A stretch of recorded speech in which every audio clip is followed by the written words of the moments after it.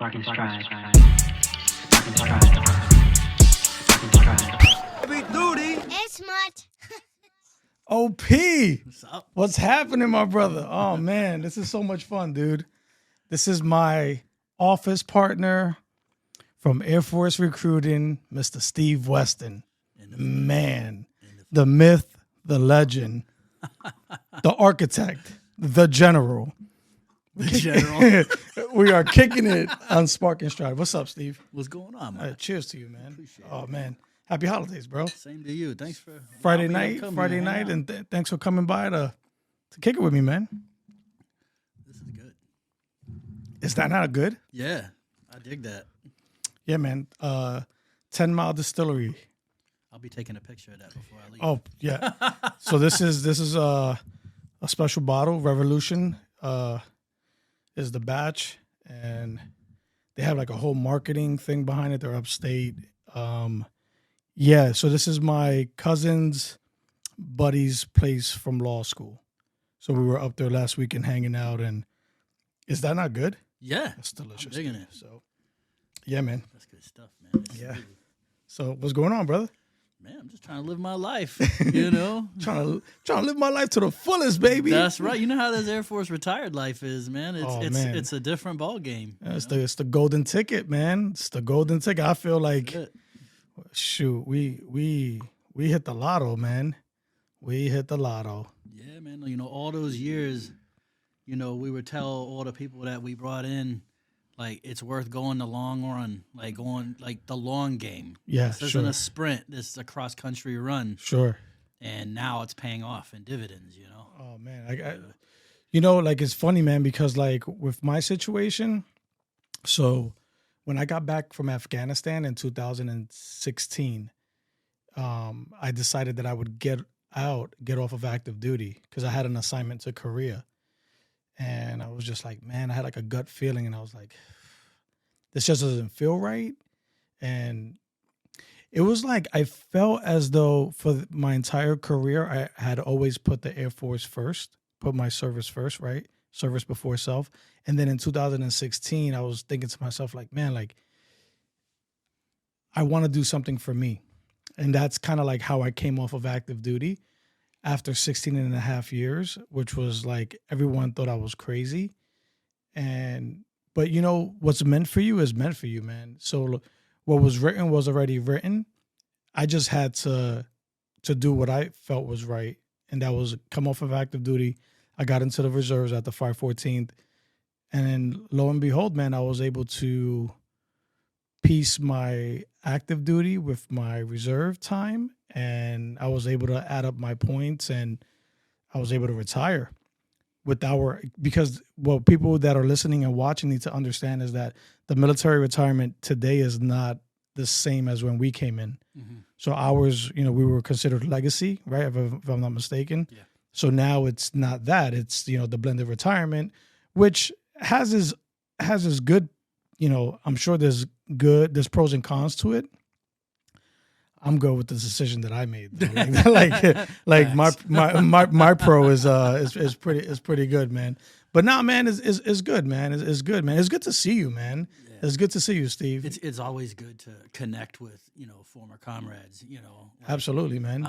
You know, it's funny because, like, you know, I stayed in Jersey. I didn't, you know, like some people retire and move away. Yeah. We didn't. We stayed here. You know. So Yeah, sure. Constantly running into people that we worked with in the past. Yep. You know, I've run into you a dozen times. Sure. Like, you know, at the beach here, at the there. beach, on base, On base. whatever. Yep. You know, not just you, but like I run into all these different people. You know, that you and I have both worked with over the years. Yeah. At different points. And it's cool, man, to like connect with everybody and see where they're at. You know, like like last you and I worked together, I had one kid. Now I got four. You know, like things changed. You know what I mean? You know, so you got a little one now. Yeah, You know, like yeah, you know, yeah. like you know, like we're both married, got Sure. things going on. Yep. You know, it's just it's wild. It's cool though, man, to like be able to get together and connect or reconnect, if you want to call it that, Yeah. or be on my podcast, dude. Like, this is awesome. You know what I mean? Because so folks will ask me, they'll be like, hey man, how did you do 24 years? Like, how did you do that? Right. And without thinking about it, I always tell people it wasn't me. It was the people that were with me serving. Because I always feel like it's those people that bring you to the next step or the next level, right? Because a lot of times, man, like you're serving somewhere, but like your family's not nearby. This was a little different for us. Like we were in New Jersey, we had family like in the area. Yeah. But even though your family is still not experiencing the same things that we were experiencing, because although we were still in the state of New Jersey, we were playing like a different role. We were active duty Air Force recruiters right after the housing collapse of 2008. Yeah. You know, actually during it. Right. Yeah. At the tail end. Yeah. At the tail end, yeah, right? Yeah. I even, if I'm not mistaken, I think we even like had like 1 or 2 shutdowns when we were like 2010. Like budgetary, Right. Like 2 government or attempt government shutdowns or whatever.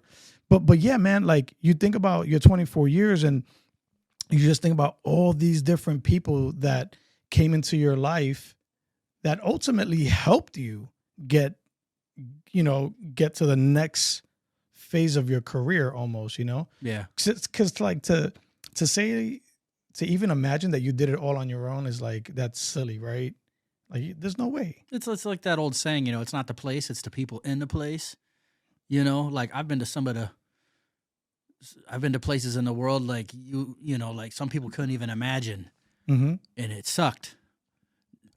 Combat zone is not a fun place to be. Sure. I don't think anybody enjoys being there, you know, but like it was the people I was deployed with, you know, that we got through it. Yeah. You know, and those are some of the people I'm tightest with, you know, like even to this day, 20 years later. Yeah. You know, they're all over the world. You know, we're all retired now, or maybe they got out and went and did their own thing. Sure. You know, 10 years ago or whatever. But I still keep in contact with a lot of those folks. You know, there's a bond there. Yeah. You know.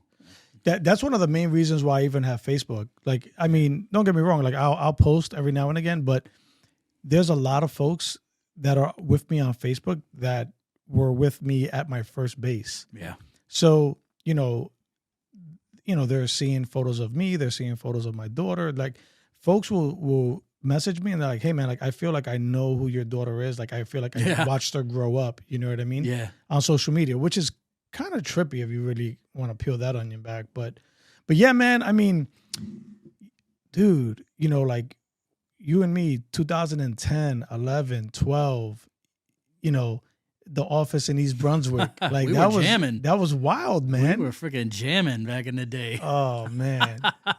You know what's a good feeling too, man, is the folks or the young men and women that we helped in that time. Yes. You know, that we helped them kind of get their foot into the Air Force and basically make a life for themselves. You know what I mean? Like they were looking at us. They're like, man, like we want to do what they're doing. Right. Yeah. And for many of them, we were able to like get them to do that. Yeah. You know, so that's it's a good feeling, man. You know, what was cool is, it came full circle with a couple of folks that we put in. And I say we because we did it together. Sure. You know, whether they were mine or yours or whatever. Yep. You know, we did it together. They were ours. You know, people like Tommy Z. Mm-hmm. You know, he's crushing it right now. Yep. Doing very well. You know, I got another one. You remember Nicola Marone? Mm-hmm. He actually ended up getting commissioned. Wow. We actually reconnected at McGuire. He came up to me when I put on E7, and he was there at my induction ceremony. I didn't even know it. He was in the background. He came up and saw me at the end. I was like, oh my God, you know? You know, and then there's another one, Michael, who we put in. Not only is he having a successful career, but he ended up getting stationed in the 314th with me during my final assignment. So while I was a flight chief in Philadelphia, he was one of the recruiters in Atlantic City.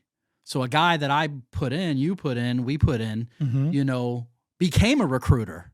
And I got to watch him do the thing, you know, what we did for those years. And he was actually my proffer for my retirement ceremony. Wow. And now he's one of the first Space Force recruiters. I was at your retirement. Yeah, he was. Remember? I was at your Yeah. retirement ceremony. Yeah, yeah. Wow, dude, That's so wild, right? crazy. So Yeah. it's like you get to see firsthand. You know, we helped build the foundation, but then you get to see what they did with it. Yep. You know, and it's very rewarding. Yeah. You know, super rewarding. 10 years later, 15 years later. You know. Wow, man. And then think about also, so you know, you're describing like a point in time that was roughly 2.5 to 3 years, roughly this time frame almost, right? Yeah. Is that fair to say? Like this, I did, 3. right? Yep. So, Yeah. but dude, think about like all the other people throughout our careers that we somehow affected their life in some kind of way. yeah. Whether it was you were supervising them or whether they were your supervision, you know, like I always feel like if you're not, there was a part where my first year in the Air Force, I thought I was going to get put out. Like I was on my way out, right? Yeah. But what was cool about it was that, you know, someone felt they saw a little bit of myself in them and decided to mentor me, right? I never even knew what the word mentor was, or I never knew what mentee was. Yeah. In any case, you start learning and you start, as you're growing into like who you are, and then you're growing into like who you are as a service member, and then who you are as a service member in the Air Force, and then it keeps, you know, going on from there. But you come to realize that you are adding value, because in the beginning you don't that's not something that you're being trained to do, or something that You don't even realize. you don't even realize, Yeah. right? But as you keep going down the path, you start, oh, like I have something to bring to the table here. I'm adding value. And what I mean by adding value is that you're affecting how other people see themselves within the service. You know what I mean? Like even if it could be someone who's, you know, been in longer than you, but maybe they're going through like a rough time and they feel like you're the person that they can confide in. So just because they're maybe been in longer than you or have more rank than you, they see that you're someone that they could, you're an ear, you're a shoulder, you're a wingman. But it's true, you know, like the first 6 years I was in the contingency response wing. It's now called the 621st Contingency Response Wing. You know what that unit is, McGuire. When I first got into it, we were just an AMS. And so I came What's in, an AMS? Air Mobility Squadron. Yep. And so if I ask you stuff like that, I'm like, I know Jargon, what it means. I know what it means, but I'm just gonna act silly over here. So I got you. Okay, cool. Yep. So, you know, coming right out of technical school, you know, where we learn our basic job, right? Mhm. You know, I was air transportation, loading cargo planes. Yep. Not a load master, but similar. Mm-hmm. And so I came right out of technical school, and I went straight into the contingency response field, you know. And so I was exposed to things that were not normal for my career field at the time, unless you were in like a mobile flight out of Charleston or in Germany at Ramstein. Like they were very small teams that did like this bear-based stuff. And so, you know, for 6 years, I was in a unit that all we did was establish airfields from scratch. So like Kandahar, I was on a team that started that. You know, Kirkuk, Spiker, you know, just riddling them off, you know. But there were, like what you said, like on those trips, you bond with those people. Your peers could be one up or one down from you. Mm-hmm. You lean on each other. You know, when you're in that type of environment, you don't have anybody else. You know, at the time I wasn't married. You know, my family was in Western PA. I was by myself in Jersey. You know, these were my family. These were the people that I leaned on. Mm-hmm. And I learned a lot, you know, at a very young age. I came in right out of high school. So, you know, I wasn't out in the world for a few years. You know, first before I joined, like I got my high school diploma and then I was gone, you know. And so Did you always want to join the Air Force? Oh, yeah. My father was in the Air Force. I grew up around it, multi-generational family. I am the only one of my generation that's in right now. Okay. But I do have a cousin that's in the next generation after me that is in now. She's in the Marine Corps. Okay. But yeah, you know, I even my parents will tell you, like, from, you know, like age 10, 11, right around there, it was pretty apparent. Really? Kind of Yeah. what route I was going. What was your dad in the Air Force? He was a aerospace ground mechanic. Okay. So age. Yep. He did. So he worked on the generators that power the aircraft on the flight line. He did that for like 8-9 years, and then he separated, got out. Wow. Yeah. Wow. Yeah, man. What was when you went to Kirkuk? Like, that was my first deployment. But when you went there, because I'm assuming you got there ahead of, if you're building up the base. Yeah, we were there establishing it. You're like, what do you remember about Kirkuk? Because that was like 03, right? Well, so I was there right after the airborne jumped into northern Iraq. And so once the airborne had jumped into northern Iraq, we went into Kirkuk. I think 10th Mountain Division was there at the time. Mm-hmm. And our role was to assist them in getting resupply. We worked the aero medevacs, so a lot of like folks not doing so hot, came through my way. Smoke pillowing clouds everywhere, because it was in the thick of it. Yeah. We're still hitting things and hitting them hard. Sure, you yeah, I know, remember, and so yeah. Do you remember what month you got there? I got there in July. I got there July 10th of 03. I was like January.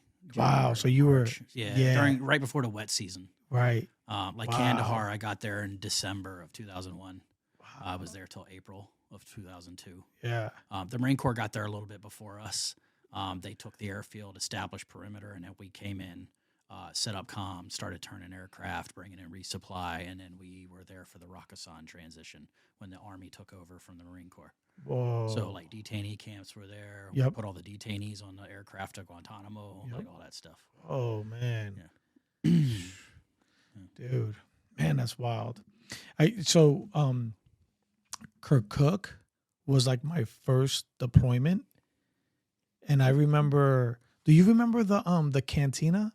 Yeah. Do you remember the cantina? They had like an aircraft with netting all over it or something, right? It was wild, Yeah, right? yeah, it was yeah. like, man. Like an old MiG or something. It was like, that was the original one. And then it went to like, so that was the original one. And then it went to like the Iraqi Air Force general's house. I don't know if you remember this. no, like, that's it was after like, my time. Yeah. It was like it was 2 stories, and then on the third they had like a sun deck. They had like a big like Oh, that's cool. like you could like look out. It's wild, man. Like when we got there, we stay on the flight line. Mhm. We don't go anywhere else.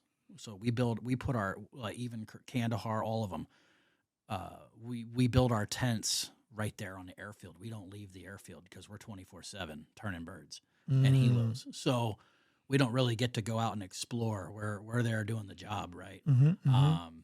But it's wild. Like, for example, like at Kandahar, when we first got there, I don't know if a lot of people know history, but what was it, back in the 70s, the Russians went through there and tried to take over Afghanistan or whatever it is that they were doing there, right? They got pushed back. Was it like out. a proxy war, right? It was like Something like that, with the you know, like CIA and- we were supplying the weapons and stuff like that. But yeah, very similar to like this whole Ukraine thing, right? bro. But like 40, 50 years ago, right? Yeah. But when we got there, because the Russians basically, when they got pushed out, they just dropped everything and ran. They didn't take their stuff with them. So when we got there, bro, like we had to set our tents up and build our camp on the parking ramp because there were landmines everywhere. We didn't have any minesweepers there yet, so there were landmines. True story. If you go to McGuire Air Force Base and go to the Warfare Center, where the contingency response, that fenced-in area by the C-141, if you go in there, that's called the Warfare Center. That's where we do all our reconstitution for our trips. There's also a force protection building in that compound. In that force protection building, if you go in there and look at the wall, all the weapons that are on the wall were brought back from that trip. Whoa. So the rocket launchers, they're all Russian.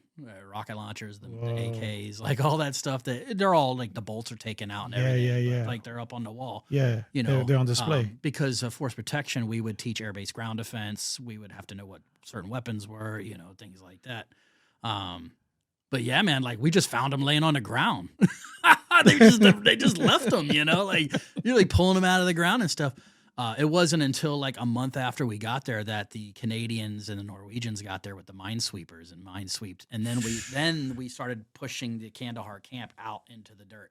So the whole camp was pretty much on the tarmac. So when we landed the aircraft, we would have to land, do a 360 spin, load them, and then they would take off from the taxiways because we had no ramp. We were living on the ramp. Wow. Yeah, so it was pretty wild. How old are you when you do this? 1920. I thought I have only known 1 year of peace during my time in my 22 years. I joined in 2000, and in 2001 when the towers got hit. You know, I was actually in Egypt when the towers got hit. I was just going to ask you, where were you? Yeah, I was in Cairo. Tell me a little bit about that. Like, what happened? Well, there I was, 19-year-old me, or I had just turned 20 during that trip. Wow. And we were there for Iron Cobra, Bright Star. It's a very large joint military exercise, one of the largest in the world. And they would do it like every couple of years on a rotation. Okay. So we would partner up with like some Middle Eastern nations, some nations from Europe, like France, Italy, the UK, the Australians would be there, along with the Jordanians, Egyptians. And so we would go there and do joint exercises. We were also there, like testing out new, for example, folks that are in air transportation would know gates. Mm-hmm. We were there testing out deployed gates for the very first time. And then, what's a deployed gate? So deployed gates is like the system we use to track all our cargo movements, tonnage, okay. load plan, yeah. Manifests, Mm-hmm. What's going where and why, all that stuff. So if I'm shipping a pallet of cargo to, I don't know, King Fossil, Jordan, that paperwork, all the hazardous materials paperwork, everything is in there. We could digitally transmit it. But it had always been a fixed system at a base, right, on the hard line. It had never been used in, like, with an MRSAT, Iridium cell phone, like connecting with a satellite and transmitting that data, like, remotely. Whoa. So we would go out with, like, a mobile Iridium phone, a mobile satellite dish, like, set it all up, hook it up to a laptop, and we would transmit everything, like every night we would do a transmission and send all that stuff. Wow. But while we were there to set the camp up, for the entire exercise. And all of a sudden, one day, they're like, everybody's locked down. We're like, what? Hey, what do you mean? They're like, no, everybody's locked down. So they locked us all down. We couldn't go anywhere, couldn't do anything to us. Nobody would tell us anything. And then it was like a day or so later, they're like, all right, this is what happened. The towers got hit. This is, all this is going on, So they locked down comms. They locked everything down. So you guys were like pretty much in the black. Yeah. For a day or so. I'm sure like, the 05s and above knew what was going on. Sure. But like, the junior enlisted, we had no idea. Wow. And it's not like now where like everyone has a phone. Social media. Yeah, right. Like we didn't have that in 2001. Right. You know what I mean? Yeah. We barely had email back then. You know what I mean? Yeah. Oh, I had a pager for crying out loud, but it was wild. So like after they told us what happened. They're like, all right, this is no longer an exercise. Like this is real world. Whoa. Right. And so we went real world. And so now all the stuff we're supposed to be testing in an exercise, we're now applying real world, real time. And so we started pushing special operations forward into Afghanistan from Cairo. Wow. And so that's why like they were there first. They whether they were brought in via ship through Sure. Kuwait or whatever, or through that sea right there, or we were pushing them via C-17s and C-130s from Cairo. So once they all got in there, then we came back to McGuire, reconstituted, and then we went back out to meet them in place. Yeah, so Man, it's pretty wild. What do you think you learned the most about yourself? Like throughout, like, because you're a young guy when this is when this is happening. You know what I mean? Yeah. When you reflect back on that, like, what do you think is like what's like your one takeaway? I'm sure there's many, but like one. Yeah. Sense of urgency. Like, when you're trained, they say that all the time, right? Sense of urgency, attention to detail, don't sweat the small stuff. Get it done, right? Like you're like, but why? Why, Mach? Why do I got to do it? Like in those situations, there is no why. It's like, yo, we got to get this done. How are we gonna do it? When can we do it? In 10 minutes? All right, let's do it. Like it's just you learn how to think outside the box. You learn to adjust to everybody else around you. So patience, right? Understanding, but sense of urgency. Like this is life and death. Like if we don't do what we're supposed to do, there's a Marine Corps unit that's not going to get their resupply. If they don't get resupply, how are they going to do their job? If we don't bring in new comm equipment, how are they going to communicate to the other teams around the area? If we don't bring in helos, how are we going to protect ourselves when we have an insurgency? You know, it's just like everything comes down to like if we don't do something right, like somebody could die. Like, and that's real. You don't really feel that until you're in that situation. But like sense of urgency was something like even to this day, like I have a hard time. I don't like being late. You know, like that's something like very early on it was like ingrained. I'm always the first person to arrive. Anybody that's ever worked with me would know like if he ain't the first person there, he's the second person there.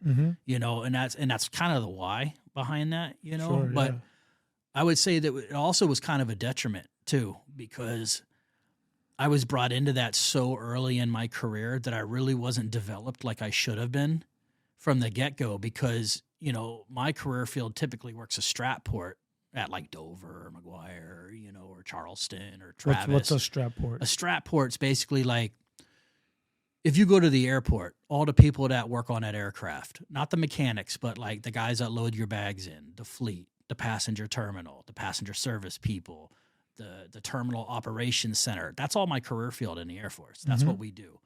And so like typically that's what I would have learned. I would have been taught that. I wasn't taught that right from the get-go. I was taught parts of it, but the rest of what I was taught was combat operations. For a while, we were actually called combat air transportation for a little while because we weren't like typical strap port. We were very unique, very, you know, the rapid global mobility mindset was developed in that unit. We developed it. Colonel Kip Self developed that. That was his baby. He's now since passed. God bless him. But that's what we did, you know? And so, yeah, it was high speed, low drag. I'm going to tell you, like, I got pictures, and you used to see my photo album in the recruiting office. It's like this freaking thick, right? And a lot of those pictures are in there, you know, and that's where I learned high speed, low drag, just get it done, whatever. But the problem is we bent a lot of rules because it was wartime, you know.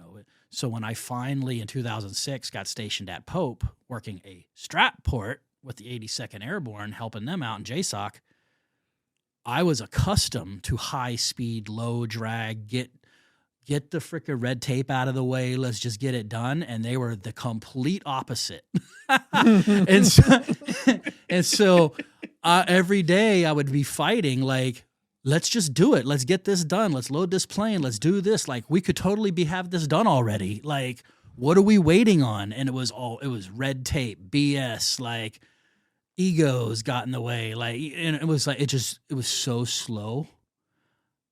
I was like, I didn't know. I got bored. Sure. I got really bored to the point where I was like, I thought about getting out, you know, because I was so used to I did 9 deployments in 8 years, you know, and so like I was so used to high speed that when it came time to slow down, I didn't know how to, and it was a detriment to me career wise. Like I stagnated at Pope, and I was thinking of getting out, and then my father was like, "Why don't you just change career fields, dude?" Right now, you're like, you know what I mean? Yeah, like, okay. And so I thought about TI and drill instructor. And then I thought about recruiting, you know, like, so like my uncle retired from the Army. He was an Army recruiter for a while. And my father remembered that it's my great uncle, his uncle. But, you know, he was like, why don't you try recruiting? Like, you know, your uncle did really good at it. You know, he could sell anything, you know, like give it a shot, you know? Yeah. You know? So I put in a package the old school way before all this. What do they call it now? DSD, the direct service. Okay. Basically, they non-volunteer you now, right? Like, basically, they non-volunteer you now. But back then, you had to formally apply to a package, get pictures in uniform. It went to a board. Yep. You had to compete. You know what I mean? And then they would select you or whatever. So I went through that whole process, man, and so that's how I ended up in recruiting. But I'm so glad that I did. Man, me too. I'm so glad that I did. Dude, I found. Let me hook that up. Yeah, so I'm gonna when I edit all this stuff, I'm gonna add the pictures of us. Remember when we went to News 12? It's on my LinkedIn profile. I just shared that picture like a couple weeks ago. Reminisce is in there. You remember her? She was the person that I put in that worked there. Yes. That's how we got the tour. Yeah. Yes. Yes. Bro. Was that that is so right. Celia Mendoza was a reporter there. Yeah. Yeah. I remember you calling me and you were like, "Hey man, yo Mach, can you meet me at News 12?" And I was like, "Yeah, what's up?" He's like, "We're gonna get a tour." I was like, "All right, I'll be there. I'll be there, bro." Oh man, that was cool, wasn't it? Like that was so. Like they took us back, showed us the green room. Oh, like, dude, it was all like that? I remember all that, dude. Like, so recruiting was probably the first time ever in my life that I figured out what I was good at. Oh, for real? Yeah, dude. Yeah. You were good at it. You're still good at it. But dude, like I just didn't, because when I first came in, I was trying to, like, I was going through a whole bunch of stuff. Like our situation is a little different. Like you grew up with your parents and everything, and like I was in and out of like shelters and all this wild stuff. But I was trying to, at the time, I have felt as though my girlfriend at the time, I remember my high school sweetheart or whatever. Yeah. She went away to like school at like Binghamton University. Yeah. And I just remember visiting there, and I remember feeling like, man, like I'm not smart. Like I'm not smart. Like these guys are way smarter than me. Like this is what she's gonna gravitate to, is to like a smart guy. And then just when the whole Air Force thing presented itself as an opportunity, I was like, oh man, like this might be my chance to kind of like show that I'm somewhat smart. You know what I mean? Because, they're like, oh, like the Air Force is the hardest branch to get into. Yeah, right. The Air Force, all that good stuff. Yeah, right. But even still, right? So I had been in the Air Force roughly 10 years before I became a recruiter. Yeah. So I knew I was, my job was medical logistics, right? So I kind of figured what I was good at in like the logistical space. But going into recruiting, I'm like, dude, I remember feeling like this. I was like, you guys have given me a car, a computer, a cell phone, an office, and keys to this office. Yeah. Where it's just this knucklehead, and then you show up, and then I showed up like a couple months later, dude. Like, I'm like, you guys are gonna pay me to do this? Like, this is what you're gonna pay me to do? This is my own business at this point, bruh. Like, and then you just, I'm telling you, Steve, right now with this whole thing, Spark.N.Stride, the podcast, and all this other stuff that I want to get myself into, it's all the foundational things that we learned in recruiting school. Absolutely. Yeah.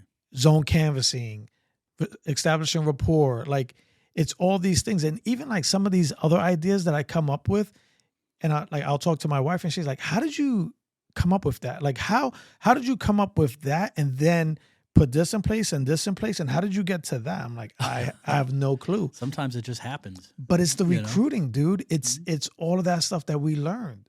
All that stuff, and then obviously with a little bit of maturity and some time, and you figure out how to piece things together. But yeah, man, that was like one of the, that was a great experience for me anyway. Like, us being in that office and just the dynamics of like what we had going on. I think also when you're in it, when you're doing it, you're kind of like, it's almost coming like you're almost like a duck in water. You know what I mean? Yeah. You're just like, oh, this is just where I'm supposed to be. Right. But now that, some time has passed and now we reflect back on it, it's like we were fortunate to get that experience, man. Yeah. Having retired and gone into corporate recruiting, right. Like they're different, but there's a lot that's the same, right? Like at the core of recruiting, it's a sales job. Mm-hmm. And we got sales certifications through our various different, I think I have 3 or 3 or 4, from Sure. PSS all the way to PSS, to professional selling skills. And then, what do we do? Like Brooks Group after that, impact sales, Sure. Investigate, meet, acknowledge. What is that? Probe, convince, tie, right? Yep. Like, Features did I and get that benefits. right? Features and benefits. Mattress. Yeah, do you still dude. remember that? Yeah. Money yeah. advancement, travel training, security, self, education.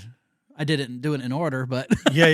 I was like, what are you doing, bro? I still remember that. It's been like freaking 14 years, but Dude, let me tell you how I memorized the mattress, bro. So day one of recruiting, it's a Thursday, and then they give us the mattress, like, they explain it to us. Mhm. They give us a blank sheet of paper. They're like, hey, Monday morning, when you come in, the very first thing you're going to do, you're going to fill in. And if you don't pass, like, you're out. recycle, order, You're out, right? yeah. I'm like, shit, dude. Like, this is like the very first thing that I need to like memorize pretty much. Yeah, remember the scripts? Yes, We had bro. to memorize whole scripts. Yes. Like verbatim. Like, Not like one pagers either. They were like 4 or 5 page scripts. he's telling he's telling the truth, right. yeah. So you had to do your, what was that? Week 13s. No. Week 13 is when it was like the do or die. But we had several before that where the instructors would come in and act like an applicant. Yeah. You have no idea what scenario they're playing Yep. until you get into it. You just have to work the script, right? Sure. Yeah. And then like do the conflict negotiation, whatever. Like we had a couple people where they had like multiple people come in the office. One guy wanted to sell drugs or something. You had to like tactfully dismiss them or not like here, sir. a parent comes in and Yeah. loses their mind or Yep. what. How are you going to handle that situation? Remember, like, bro. Yeah. we would watch each other do it, Yeah. right? Like you would go in, I would watch you. Well, and then you, the other part of it that you're leaving out is like the two-way mirrors. the two-way mirrors. Yeah. Right. So I'm going to try to describe it as best as I can for the folks listening, but it's pretty much like a bunch of offices and there's like a two-way mirror and there's a hallway in between. Yeah. And at each mirror they have a microphone, right? That they could And they they could switch videotape on, it. and it's videotape. Right. Yeah. They could play man. it back and show you what, where you messed up or if you did really well, they would be like, hey, when you tactfully dismissed, like what you said, like that was perfect. Yeah. Like you should do that every time. You know what I mean? That shit's wild, bro. I don't know any corporate recruiters that ever had to do that. Yeah. Any, ever. Like we had to memorize the mattress first week. We had to memorize the script week 2 and 3. Yep. And then week 4, 5, and 6, they are literally throwing us in a room and hitting us with practice scenarios over and over again, recording it, two-way mirror, watching us. Like one instructor would be in the room, the other 2 or 3 be behind the mirror watching and taking notes, Yeah. And then afterwards there'd be a feedback session. Like this is, what do you need to work on? This is what you're doing well. Yeah. Dude, what corporate recruiters went through that? I don't know any that did. That went No, through not that. unless Not they even have a in little- college, Yeah, what I mean? sure. Like, but also, so anytime that I did any kind of training within the military, within the Air Force, like early on, I figured out that you get a chance to choose your attitude every day. Yes. So if you show up with a good attitude, because here's the thing, right? Like, so you got to always think to yourself, like one thing is like when you're in class, right? Like you're being instructed, there's an instructor and you're being instructed. Then there's a break, right? There's a break, whatever, 10, 15 minutes. Yeah. That's your opportunity, right? To kind of like start engaging like the other folks in your class and start, because if you're going to have a bad attitude or if you're not putting out the best energy and you're just like off to the side, like closed off, everyone's kind of like picking up on that. But you could be the person who's struggling in the course, but if you have the right attitude and you're a pleasure to be around and folks want to kind of like instinctively gravitate to you, dude, like you'll pass. You'll end up being the top of the class. You will pass. Yeah. Right? But yeah. So in recruiting, my situation was a little different because I was coming back from Italy. So I had to pass. I had to make it through that course because I had no base to go back to. So what would have happened was, you'd have been left to the mercy of what had happened was, Yeah, right? yeah. It would have been like, oh, sorry, you flunked out of recruiting school. Now you're going to Dias. You know sorry, what I mean? like that's where it's wherever the needs of the Air Force, you right? end up in Minot or something, you know? Dude, so like I needed to make sure that but in any case, like that was, I was a little worried about all the memorization, but then, you know, like instinctively, I'm like, no, man, I show up, show up early, right? Practice. You want to talk about practice? Well, but practice is the playoffs. You're going to talk about practice. You want to talk about the game I love? So we weren't just doing it during the school day. Like we were getting together after the day was done. Yeah. And we were running the scenarios, practicing the scripts. Yep. Like then we would go out to eat, come back, have a couple cocktails, practice the scripts. Yep. You know, like it wasn't just you go to class from 8 to 4 and then you're done. Like, dude, it was like legit. You had to practice. So like by the time you get to a recruiting office, you've had like 7-8 weeks of that. Mm-hmm. It's fight or flight, you know, sink or swim. Sink or swim. You know what I mean? Yeah. You're either going to do it or you're not, you know, at that point. It's a little different now because of DSD, but back then it was not as kind. Sure, yeah. You know, like it was like, listen, like you need to get it done, right? I've heard horror stories of people that got into recruiting for like the wrong reasons. Yeah. They're like, because back when we did it, we were able to, I don't know how it was for you, but like coming from Italy, so let me tell you what I kind of did though. Listen to me. So similar to your situation, right? Like you're in this career field. Sure. They're like, hey, like maybe you should try something else. Well, in Italy, I wanted to stay. I was trying to stay, and they're like, dude, why wouldn't you? You're not married. Right. You don't have kids. You're not gonna get an extension. It's gonna be a 2-year assignment. Right. So, talking to the chief was like, hey man, you should really consider recruiting. I think like that's right up your alley, right? You should. But at the time, we were able to put in our package, but then we were able to list the places that we wanted to the offices that we wanted. Yeah. But what I did was I called every single recruiting office in New Jersey along the Parkway, like east of the Parkway, every office. So like from East Brunswick all the way Tinton down. Falls, all of them, Toms bro. River, all of them. Yeah. Just trying to see who the hell would pick up the phone. So remember Brian Newby from Toms River? Mm-hmm. Brian Newby picks up the phone. Tech Sergeant Newby. So then I established a relationship with him from Aviano. So I would call him once a week. But now he's expecting my call on this day. So like now someone's going to pick up the phone. And he would just kind of like school me to what it was about. And, you know, all these different things like, hey, man, I don't know about that office because they just got a recruiter. So that office really isn't vacant. It hasn't been updated yet. Yada, yada, yada. Yeah. Then I did rap with him. Yeah. So I did rap with Brian. And then he took me to all of the offices. That's how I knew to put in for East Brunswick. That's how. But again, dude, that's just another way of trying to like figure it out, being resourceful, and ultimately using your network, which I am so big on. I stress that all day, every day. Your network.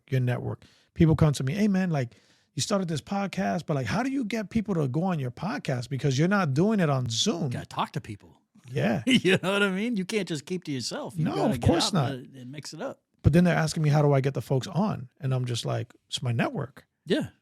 It's my network. But they're like, what do you mean? I'm like, no, dude, like you have a network. Yeah. Just think about it. Like, and then, you know, like that's how this whole, I'm telling you, man, this is how this whole thing has like Evolved. morphed Yeah. itself into like what it is right now, you know? Yeah. Yeah, man. Crazy. You know what's funny is you brought up the News 12 thing, and I don't know if I told you this, but Erin, Okay. who was the young lady that I put in, she went in. I think she did like an enlistment or two, used her education benefits, if I remember correctly. Now she is the chief of public affairs at Langley as a civilian. She's a GS. Wow. I just hired one of her troops into my current company as a public Wow. affairs. So via direct hire, matter of fact, not even skill bridge. We had for our contingency response part of my current employer. When if things go down, we have a contingency response department that goes out and helps set comms back up and helps people, like for example, hurricane, No way. stuff like that. They needed a new public affairs guy to handle the West Coast, and so I hire this guy. Next thing I know, she reaches out to me on LinkedIn and goes, "Hey, I heard you're hiring so and so. He's one of mine." Dude, I hadn't talked to her in like 10 years, but that's what you were talking about, bringing value to the table, bringing, impact. That right there, that if it was just that one thing that I was able to not only impact the military because of her career, Sure. but now I'm impacting my new company that I work with because of the network that I built 10, 14 years ago. Like it's come full circle a couple of times. And then, in the 2 years where I was not running the military program, but running the skill bridge part of it as the subject matter expert, having, number one, gone through the program myself. Now I'm hiring it. So I fully, from beginning to end, understand the process, the paperwork, what's involved.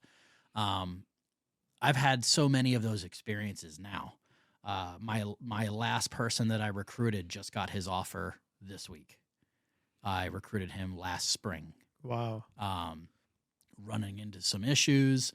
His command was like giving him problems, kept backing his retirement date, and I just stuck with him, like, we're going to get it, bro. Like, we're going to get it. And finally, he was originally supposed to start in like June or July. He didn't end up starting until like October. Wow. And he just got his offer full time. Now he's got his full-time gig is locked in, and he is on cloud 9, man. Wow, man. And it's like I've had so many of those since getting out. But the beauty of it is they're all military. I didn't work with anybody but the military, so they're either separating, retiring, or they're a spouse. And so that's what I've been doing for the last 2 years since I've been out. Wow, man. Currently, I'm doing something else now, but for almost 2 years, that's what I was doing. Yeah. That's a lot of impact, man. You start thinking about like all these families you're impacting, helping people. People are transitioning out of the military. They're going through all kinds of different things. Oh my man. God. Trying to get their feet settled, and yeah, man. Describe to me Skillbridge. So for the folks that are watching and listening who may not know what Skillbridge is. Yeah, sure. So Skillbridge is a Department of Defense, DoD program, where an active duty service member or AGR, AGR is the active duty guard reserve folks, right? We do have some of those. They are able, in their final 180 days of service, they can apply, and it's almost, I don't like to call them interns, because interns are folks that don't have any skills. They're fresh out of college. Maybe interning is what they do to build skills, right? That's why it's an internship. These are fellows, and they're fellows because they do have skills. They do have value. They do have something to bring to the table. They're not blank sheets of paper, right? These people have like real world shit going on. You know what I mean? And so these fellows have an opportunity to do an internship like process. And so what I mean is, an employer has the ability to bring this person on in an unpaid internship like status, because they still collect their active duty paycheck while they're in this this fellowship, right? Mm-hmm. And so the purpose of the fellowship, the skill bridge, is skill bridge. You're probably 60 to 70% of the way there. I'll use us as an example, recruiters. Mm-hmm. We are more outside sales as recruiters in the military than we are corporate recruiters. That's why we get sales certifications, because we don't just learn recruiting. We learn outside sales, cold calling, door knocking, chambers of commerce, right? You know, the whole spiel, right? You get to know you're embedded in the community. Mm-hmm. You're a part of the community, right? Mm-hmm. Corporate recruiters are different. Even if they're third party, they don't operate that way. They're almost like completely recruiters. There's almost no sales. I mean, they do contract negotiation and things like that, but that's not the same. Mm-hmm. It's not the same thing as cold calling and knocking doors and going to chambers of commerce doing, and we didn't just do table setups. We did lots of table setups, high schools, colleges, right? Mm-hmm. What we did a couple fairs, parades, like we were doing all kinds of stuff. We were busy, man. Yeah. We were doing golfing tournaments. We were doing all kinds of stuff, man. But what I learned is like skill bridge, it's you're helping somebody. So like us, if I wanted to be talent acquisition when I got out. That was my main goal, dude. I wasn't like, yeah, man, I'll do whatever. Nah, bro. Mm-mm. It's not whatever. Mm-mm. If you want to do whatever, then how are you going to narrow something down if you're that open-minded? It's good to be open-minded, but in the skill bridge thing, you need to kind of be like focused, right? And so talent acquisition, like I was 60 to 70% of what they were looking for, just naturally by doing the job, right?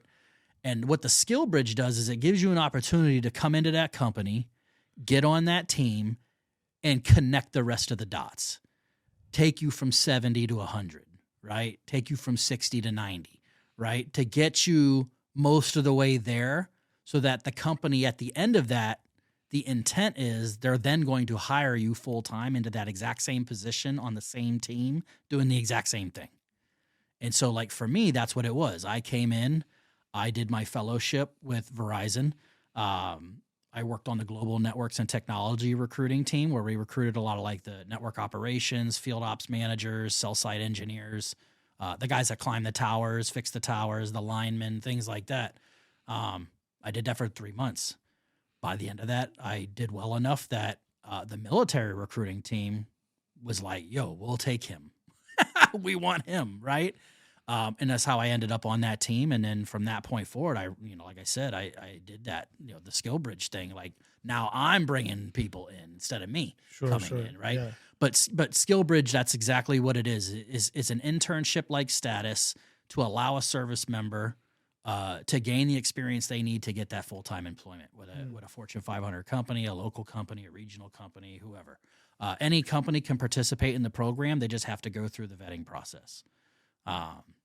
But at the end of the day, any company that does get into the process, the intent should be to hire that veteran at the end. Mm-hmm. With Skill Bridge, though, parallel to it are other programs that are also for spouses and veterans that are already out. So, for example, like Hiring Our Heroes, that's who I went through. I think you went through them too, right? Yeah. Yep. So yeah, I did it with Google. You did it with Google. So like there's the corporate fellowship program, which is what most of us go through, right? It's about 1,200 people every cohort, 3 cohorts a year. But there's other programs that Hiring Our Heroes does. They have a spouse program. One of my favorites, I'm partial to, is the Career Forward program. And the reason why is, don't get me wrong, corporate fellowship is great. I'm all about helping the service members, right? But I like the Career Forward program because there's those veterans that got out 5-10 years ago, and maybe they were doing okay. But then COVID happened and shit changed, right? I have one individual, I won't say his name, but he had his own business. And then COVID came with all the distancing and the new regulations and everything, and it was like a food business. Put him out of business. Couldn't operate. Now he's like, he went from having a successful business to like, bro, how am I going to eat today? You know what I mean? Like, it wasn't his fault. He didn't do anything wrong, And so what that program did was offer him an opportunity to switch gears, right? And so what that program is it's sponsored by Google, and they have a slew of certifications that you can earn, right? And it's self-paced, But if you're accepted into the program, you come in, you select one of those self-paced Google certification programs. When you complete that Google certification, you can then compete for the same fellowships as the the corporate fellowship folks. So the exact same SkillBridge opportunities, they can compete for those. And it's for not only veterans, no matter how long they've been out, but it's also for spouses. And so I've been able to hire spouses and veterans through that program that wouldn't have had an opportunity otherwise if that program didn't exist. So that's why I'm very partial to that program, because the guys that are getting out and the girls that are getting out, it's important to help them. But what about the ones that did it right, got out, and just circumstances just, they're in a bad way and they need to get back in the fight. Dude, like, so I have like a bunch of stuff that I can ask you, right? Yeah, sure. But like, I tend to like not do it that way because like I don't want it to come across as if like I'm peppering you with a bunch of questions. You know what I mean? Yeah, sure. Because then it's like turns into like an interview and not like a conversation. I hear you. So like I don't want to keep peppering you. You know what I'm saying? Because I got mad shit that I could. The way my mind works, bro, is like with nothing I'm not used to. Yeah. That's the thing about recruiting, man. Is like, what's up today, right? Like what you got for me now. Yep. You know what I mean? Hero to zero, right? Hero to zero. Zero to hero. Hero to zero. You, right? you can't. What was one of the funny ones? What was the funny ones I heard is you can't warm your ass on yesterday's sunshine. Hell yeah. Why are you bringing up old shit? Well, you did something 10 minutes ago. Who gives a shit? What about right now? Remember we had a flight chief that used to say that all the time. Oh man, you'd be like, hey, but boss, hey man, I crushed it last month. He'd be like, I don't care. What are you doing this month? You know what I mean? That dude, man. Oh, that's funny. Mr. Chad Cribb. Mr. Cribb. Oh my God. Cribby Cribb. Man, I can't wait to see him, bro. I haven't seen that dude in forever. I haven't seen him in forever. Forever. I don't know if you remember this or not, but we were at a flight meeting, and so Chad Cribb is at the head of the table. We're at an Italian restaurant. We're eating pizzas. And he's trying to get the information out to us. And then like Ianuzzi was sitting next to me. And Ianuzzi was like just like talking. Like he was just being himself, right? Yeah, you're like, right. Like right. he's kind of like, he's just being himself. He was being himself. So I don't know if you remember this or not, but Cribb flicked his business card. He's like, hey, give this to him. So he gave him his business card. And he was like, what does it say on there? And he said, flight chief. He's like, read it. He's like, flight chief. He's like, shut the fuck up. Because he wouldn't be quiet. That's why he was like, yo, read that shit. Oh man, shut the fuck up. I'm the flight chief, like not you. Oh man. Oh man. There was a lot of funny moments, but I don't want to air it out. Yeah, man. Yeah. Dude. I still remember we were at a restaurant. I won't say which one, but we were at a restaurant and everybody's like, what are you going to have to drink? And everybody's like, water, Diet Coke, Pepsi. And then Bish was like, Yingling. Oh my God. Oh my God. Remember that time in we were in Freehold? You remember that time? Oh, a digester. Yeah, bro. I won't repeat what that was about, but that was wild though, right? Yeah. Somebody was wound a little too tight is what that was. Yeah, he probably shouldn't have been talking to us the way he was talking to us. No, not at all. And we were being cool. But for those that are like listening and not watching, like my man right here, he's a tall guy. So it was like you would have to imagine like Arnold Schwarzenegger and Danny DeVito. So like I'm Danny DeVito. Yo, Steve is towering over this dude, and we're at we were cool though. Yeah, we were cool. We were being cool. Yeah, the place was rocking though. Yes, the place it was rocking. Yes, it was. And I just like leaned. You put your head down, and I got on my tippy toes, and I was just got to your ear, and I was just like, shh, like yo, this dude's wilding. He was hawking, and he was hawking, and you were like, shh, you lasered in, and then they were like, hey guys. Anyway, whatever. Doesn't matter. The conversation went the way it went. Yeah, like no animals were hurt during the filming of this. Oh my god! If I remember right, like that dude had like he was a guardsman or something, like a traditional guardsman. And I think he had just gotten notified he was deploying, and so his buddies took him out to have a couple of cocktails, and apparently he had about 10 too many. You know, and then he saw us, and he thought we were doing something we weren't supposed to be doing, but it wasn't the case. He thought he thought he was gonna roll right over us, and little did he know, he picked the wrong motherfuckers. He did get some choice words from me. That was if you remember correctly. I don't know if you remember this, but like he kept asking me like what my name was, like who. Remember when you put your business card in his front pocket? You were like.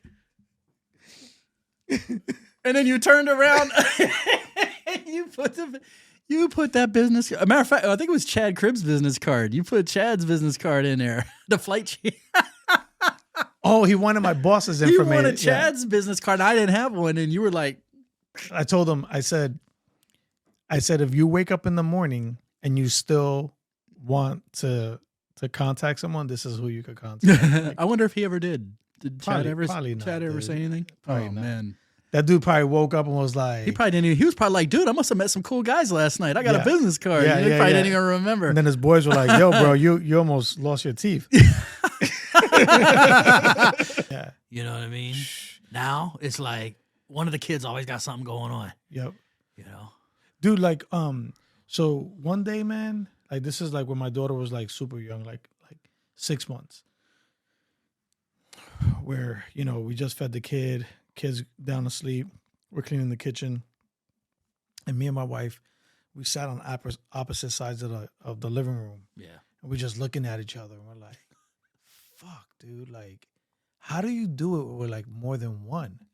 Like, you know what I mean? Like, we're looking at each other. We're just like, how? You know? Time and task management. Bruh, I can't even imagine. And boundaries. Like foundation, right? That's the core of it. If you start it early, when they're little, and build that foundation early on, it gets easier as they get older. Like my oldest boy, we're already seeing, you know, like he's doing very well in school. Like, yeah, he still makes mistakes. He's a kid, sure. You know, but at the same time, it's like he's grounded. Mm-hmm. Like not grounded in trouble, but like grounded. Mm-hmm. Like he's no, grounded. he's you know what I mean? Yeah, he's poised, right? He's poised, right, yeah. for success, right? Mm-hmm. You know, and so that's it. But it's hard, man, because like they all have their own personalities, they all have their ways about them, you know, and you gotta like juggle. And there's always conflict negotiation, right? You know, because they'll be playing nice one minute, and the next minute they're Randy Savage elbow dropping off the couch. You know what I mean? True story. My little guy, Linky Bear, he's the 3-year-old. My 8-year-old's laying on the floor on the carpet, you know, watching TV or whatever, chilling, doing his thing, man. Like he's in his Zen space, right? Linky Bear, bro. I watched this from my kitchen, bro. I watched him. He looked at me before he did it, and I go, "What are you doing?"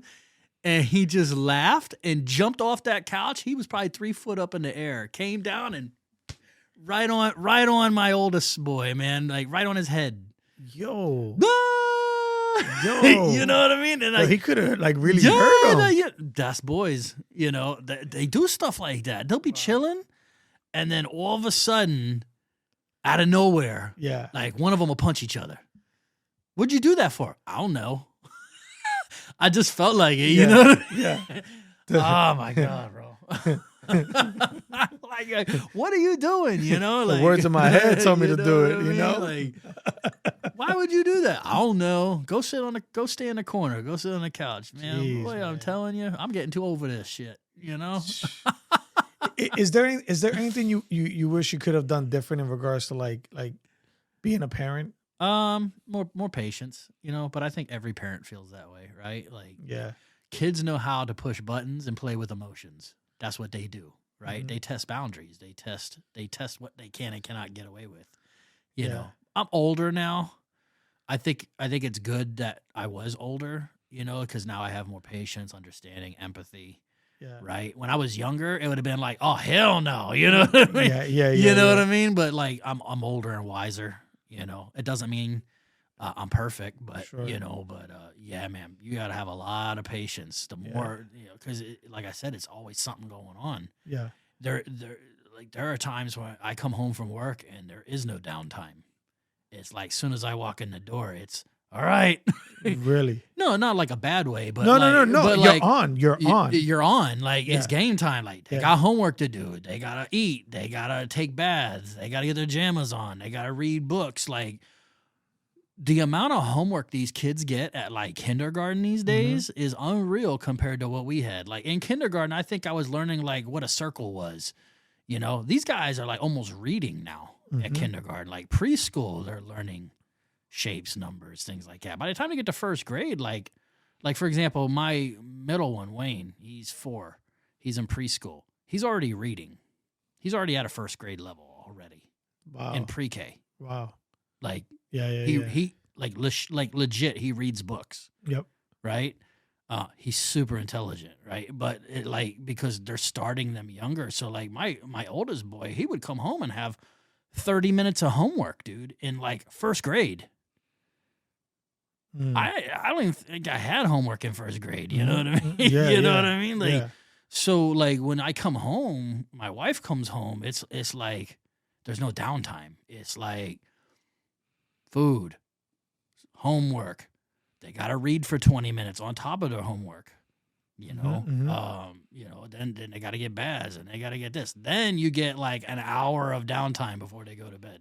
Yeah. And then by the time we get our downtime, it's 8:30, 9 o'clock. Boy, by the time I'm at 10 o'clock, I'm exhausted. I go to bed, Yeah. That's my week, Monday through Friday. Yep. The weekends, we get to sleep in, Yeah. like take a nap in the middle of the day. Boy, Yeah. I'm starting to get used to those. Yeah. Naps in the middle of the day. Dude, I haven't had a nap in the middle of the day in a minute. Bro, you guys, it's like a game changer. Yeah. Saturday, nap in the middle of the day, bro. My father just retired, right, from UPS, and he's like, man, every day's a freaking Saturday, man. I take a nap anytime I feel like it. It's like the greatest thing. Yep. Dude, like so for some reason, like when I was in the military, I would nap in the middle of the day. Would you? Yeah. I could never do that. Yeah. I could, like I would, because sometimes, man, like you just like I don't know, I felt like I needed it almost, but like now I think I'm more busier now in the military retirement after the fact life than I was when I was in. Oh, really? Dude, I'm man. I'm on go mode. MEPS was MEPS played with my emotions for years. Never a dull moment. What was your schedule when you were at the MEPS? Dude, which one? Oh, yeah. I worked 3 different ones. So I was Oh. Fort Dix, Fort Ham, and in Pittsburgh MEPS. So I worked 3 different. Wow. At Pittsburgh, it was it wasn't too bad. It's a very small MEPS in comparison to most others. So not as busy. It was. Don't get me wrong, it was busy, but it wasn't as busy. Sure. Fort Hamilton was knuckin' futz. I would get there at like 5 a.m, leave at 4 or 5 in the afternoon, 5 days a week. Mind you, I'm commuting 72 miles one way to get up there too. 5 days a week, and I did that for 5 years. Wow. Damn, dude. And it's not so much the drive and stuff. Mm-hmm. It was the actual job itself. I think my MEPS tour at Fort Hamilton almost broke me. Really? Like almost broke me. When did you feel like what do you mean by that? Like what do you mean? Like mentally, almost broke me. And Mind you, I'm a guy that deployed 9 times in 8 years. I'm a combat vet, legitimately. I've been shot at, things like that. Sure. Now, I don't brag I'm not a combat engineer, and I'm not a combat controller. I'm not on that level. Sure. But, I've had my fair share of experiences. Like, I would consider myself a pretty rock steady individual, right? Yeah. It pushed me to my limits. Anybody that's ever worked a large MEPS that pushes the amount of people that Fort Ham, I think, is the second largest MEPS in the country by the amount of people they push through it. What's the biggest? San Diego? I think it's either LA or Texas, Houston. Houston. Houston's huge too. Really? LA also is big. But it wasn't so much that the work, because I can deal with work. I can deal with long days and hours. I've done 24-hour days before. Like that doesn't bother me. Yeah. It was the politicking, the mental shit. When I got to that one in particular, it was not run well. Like the facility itself was not run well at all. It was very inefficient, lots of roadblocks, which caused additional problems. And at the time, I had leadership that wasn't even willing to come down and see it firsthand. We were telling them, hey, number one, I'm undermanned. I'm supposed to have 4 people in here, and there's 2 of us. So we're 50% manned. Pushing one of the largest processing numbers in the entire group. And the group, if anybody doesn't know what a group is, the group's like the entire northeastern United States. So all the MEPS within that, right? But we were pushing all these numbers, working all these hours, but it was like we weren't getting enough done. Right? It was affecting production, things like that. But the thing was, it wasn't us. It was the actual MEPCOM facility, their personnel, their civilians, their folks stationed there that were the ones that were creating a lot of the problems. And we were vocalizing it and weren't being heard. I even had a leader that told me, well, because I work long hours, then you should work long hours and not complain about it. What kind of a leader says that to somebody? If you're working long hours because you suck at time and task management, that's your freaking problem. That shouldn't be my problem. I never said that, but that's what's going through my mind. But I was fortunate enough, eventually that person moved to the side and I got somebody else, and that person stepped in and actually took the time to listen and empathize a little bit, and came down and spent a week with us to see it firsthand. And after that week, the light bulb came on and they were like, oh, that's when change happened. And once that change happened, it went from being one of my worst assignments I've ever had to one of my best assignments I ever had, just by a simple change in leadership, understanding, empathy, process realignment. Sure. There's a whole. What was implemented to like? What was the biggest change? So a lot of it was just roadblocks from the staff that was there. For example, like something like what we call a med read. That's when remember med reads. Applicant, if they have something in their medical background, they have to submit their medical documentation to the chief medical officer, who would review it and pre-authorize them to come down and process going through the physical, the academic testing, and all that. Well, they have a certain amount of days per page count to get those done. And so one example was like, let's say, I'm just throwing arbitrary numbers, like these aren't exact, but let's just say they have 2 days to review 30 pages, and every 5 to 10 pages adds a day, right? If I submitted a 30-page med read, instead of getting it back in 2 days, I'd get it back in like 6 or 7 days, which holds up production. And so as a liaison, you're in between the U.S. MEPCOM personnel and your own squadron. You're the middleman. Yeah. Right? And so I would have to report the news back, right? Like, why can't I get my people on the floor? Well, this is why. Well, that's bullshit. You need to fix it. I can't fix it. It's MEPCOM that's not letting me. It's not a me thing. It's a MEPCOM thing. Well, that's not an excuse. They didn't want to hear it, right? And it wasn't until we got them in there, and ultimately it came down to is all the commanders of the different branches got together and basically gave the MEPS commander of that facility an ultimatum. You either get this stuff fixed or we're going to file an IG complaint together, all of us. I guess he tried to call their bluff, and so they filed the IG complaint. And so because of that, they came out and did a random inspection. They failed the inspection. Now we know there's a problem and it's documented. Then they failed their next inspection after that. In 4 to 6 months, they get a reinspection. They failed that one.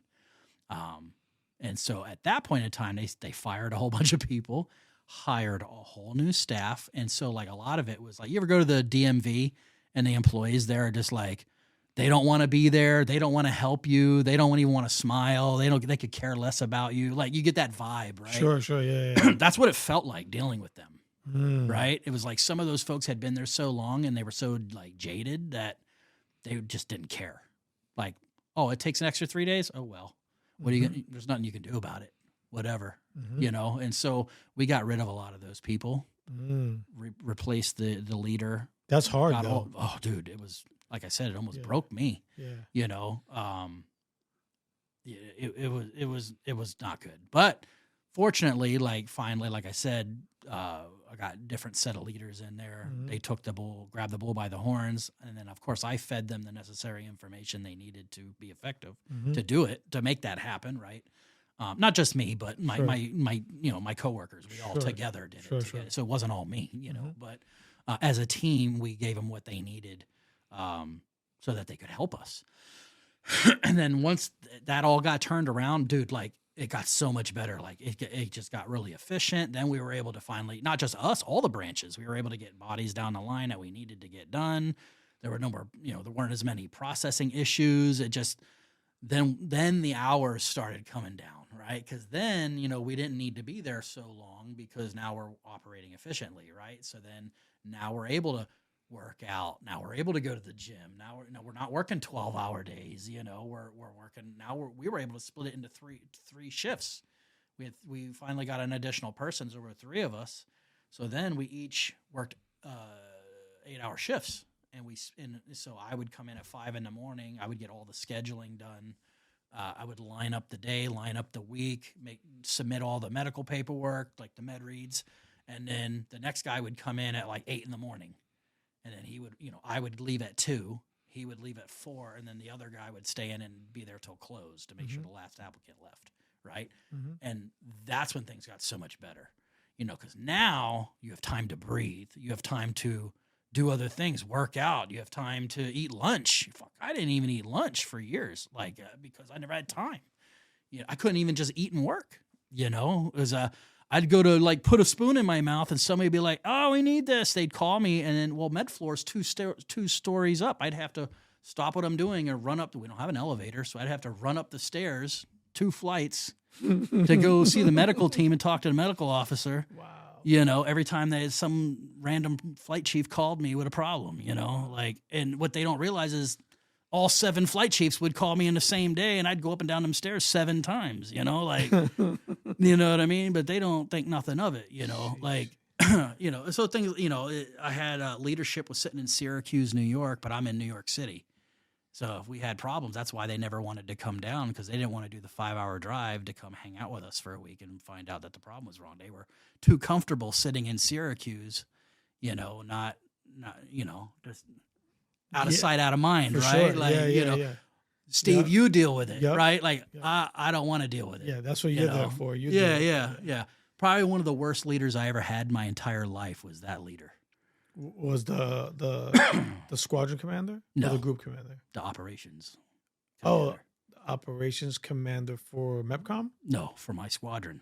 Because as a liaison, you work for the recruiting squadron. You don't work for MEPCOM. You're a liaison. You're the recruiting squadron's representative in that facility. So you're ops chief? No, not the ops chief, the ops commander. So the ops chief would be the senior NCO in charge. The ops commander would be like the lieutenant or captain in charge. Oh, I'm tracking what you're saying. You see what I'm saying? Yeah. When I first got to the 314th, so I brought a BMW with me from Aviano, from Italy. So it got shipped over here. It was like a 318.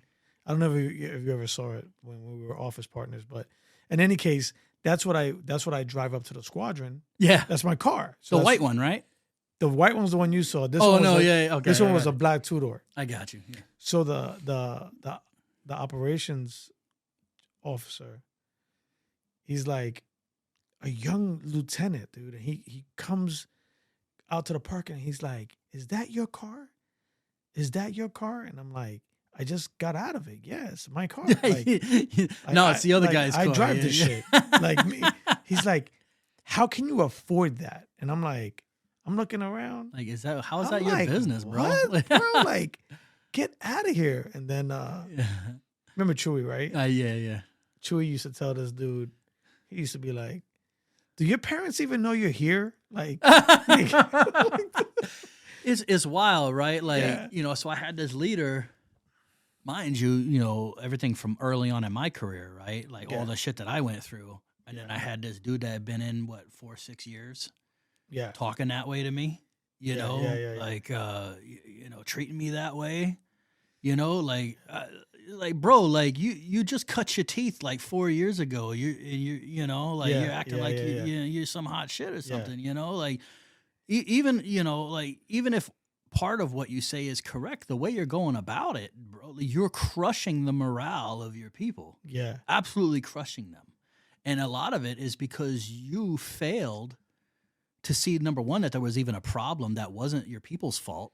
And you weren't even willing to take the time to research to see if they were right or not. Yeah. You just automatically assumed because a couple senior NCOs told you that we weren't living up to expectations, that we weren't living up to expectations and it was our fault. It was like an assumption, right? When it really came down to, it wasn't us. It was somebody external that we had to partner with to get things done that was causing all the problems, right? And it's like, so needless to say, I went from being in this unit's eyes one of the worst people in the squadron to the NCO of the year the next year. Wow. Right? When that person moved aside. Wow. Right? So did I change that much? No, I don't think so. Did parts of me change? Yeah, absolutely. I did recognize there were some things I could do better. Sure. Right? There was some maturity there, right? Sure. I had to assume responsibilities, but at the same time, I didn't change that much. Yeah. I'm still the same. I was still the same person, but leadership changed. Yeah. And it was amazing what results you can get when leadership changes and you get good leadership. Dude, I'm so glad you brought this up. So, okay. I'm so glad you brought this up. Sure. When I'm having conversations with people who like have never served, or in any case, they're intrigued by, hey, like, how did you do 24 years? How did you stay in this long? And there's a bunch of reasons why, right? Earlier, I was telling you it was the people who come into your life throughout your career that help you progress to the next levels and that sort of a thing. Yeah. Also, it's about, dude, it's almost like luck almost, because, and when I'm talking about what I mean by that is that you could be, and I know for a fact that there's someone listening or watching this and they're going to be like, yeah, like I can totally relate to what this guy's saying, what Mach is saying. And what I'm getting at is that you could be doing great work. You could be NCO of the year, Airman of the year, all these different things. You could be crushing it. But what people don't understand is that in the military, not only does like your level, like your peers come and go or move around, but also like supervision does the same thing. Yeah. So when people are being shifted and moved around, you get a new group of people together. Let's just say leadership, right? There's a whole thing that happens. And I've talked about it on the podcast a bunch of times about like group dynamics, and like there's all these different things that need to be happening for everyone to kind of like get on a good rhythm. Yeah. And if it just so happens that the current is going against you for some reason, where maybe like last year you were it, but now the whole leadership changed. The whole thing has changed. Yeah, right. And all it takes is for one person to feel that their perception of you is the perception. Correct. And that's all they need, man. And like now you're going against the current, where a year ago you were going with the current, everything was cool, right? The dynamic changed. So Well, and also in recruiting, when you're in your original career field, it's not as bad. It still happens, but generally you get leaders that have been in that, they're in that, that's their career field, right? Yeah. Like, in recruiting, they snatch these officers randomly from all over they don't have recruiting experience. They've never been recruiters. Yeah. They don't know jack about recruiting. And now this fool is your ops commander or your squadron commander or whatever.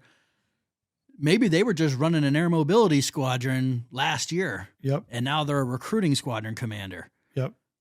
If you don't have a solid senior enlisted advisor and you don't have like a solid ops chief that knows what way is up to guide them, and they just are left to run, like they could crush morale in a unit. Yeah. Because they're making decisions and they don't even know what they're doing, and you have NCOs that are maybe on their second or third recruiting tour already that have been in it for quite a while and know what they're doing. And now you have this person that has no idea what they're doing, making all the decisions. You know what I mean? Like it's so true, man. And the reason, like I was listening to what you were saying, and like the reason why it resonated with me is because it's happened to me so many times throughout my career. Like so many times over 24 years, it's numerous times. Like, it could be a deployment. You could get deployed. Yeah.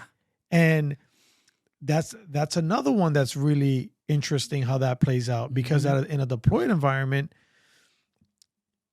again, there's like a whole dynamic thing that needs to be figured out, and it has to be figured out pretty quick. I would say it probably happens within the first month or so, because you don't have much time. You have to feel everybody's feeling each other out, right? Like, yeah. And again, if there's a perception of you, good or right or wrong, like you're gonna have a hard time, Yeah.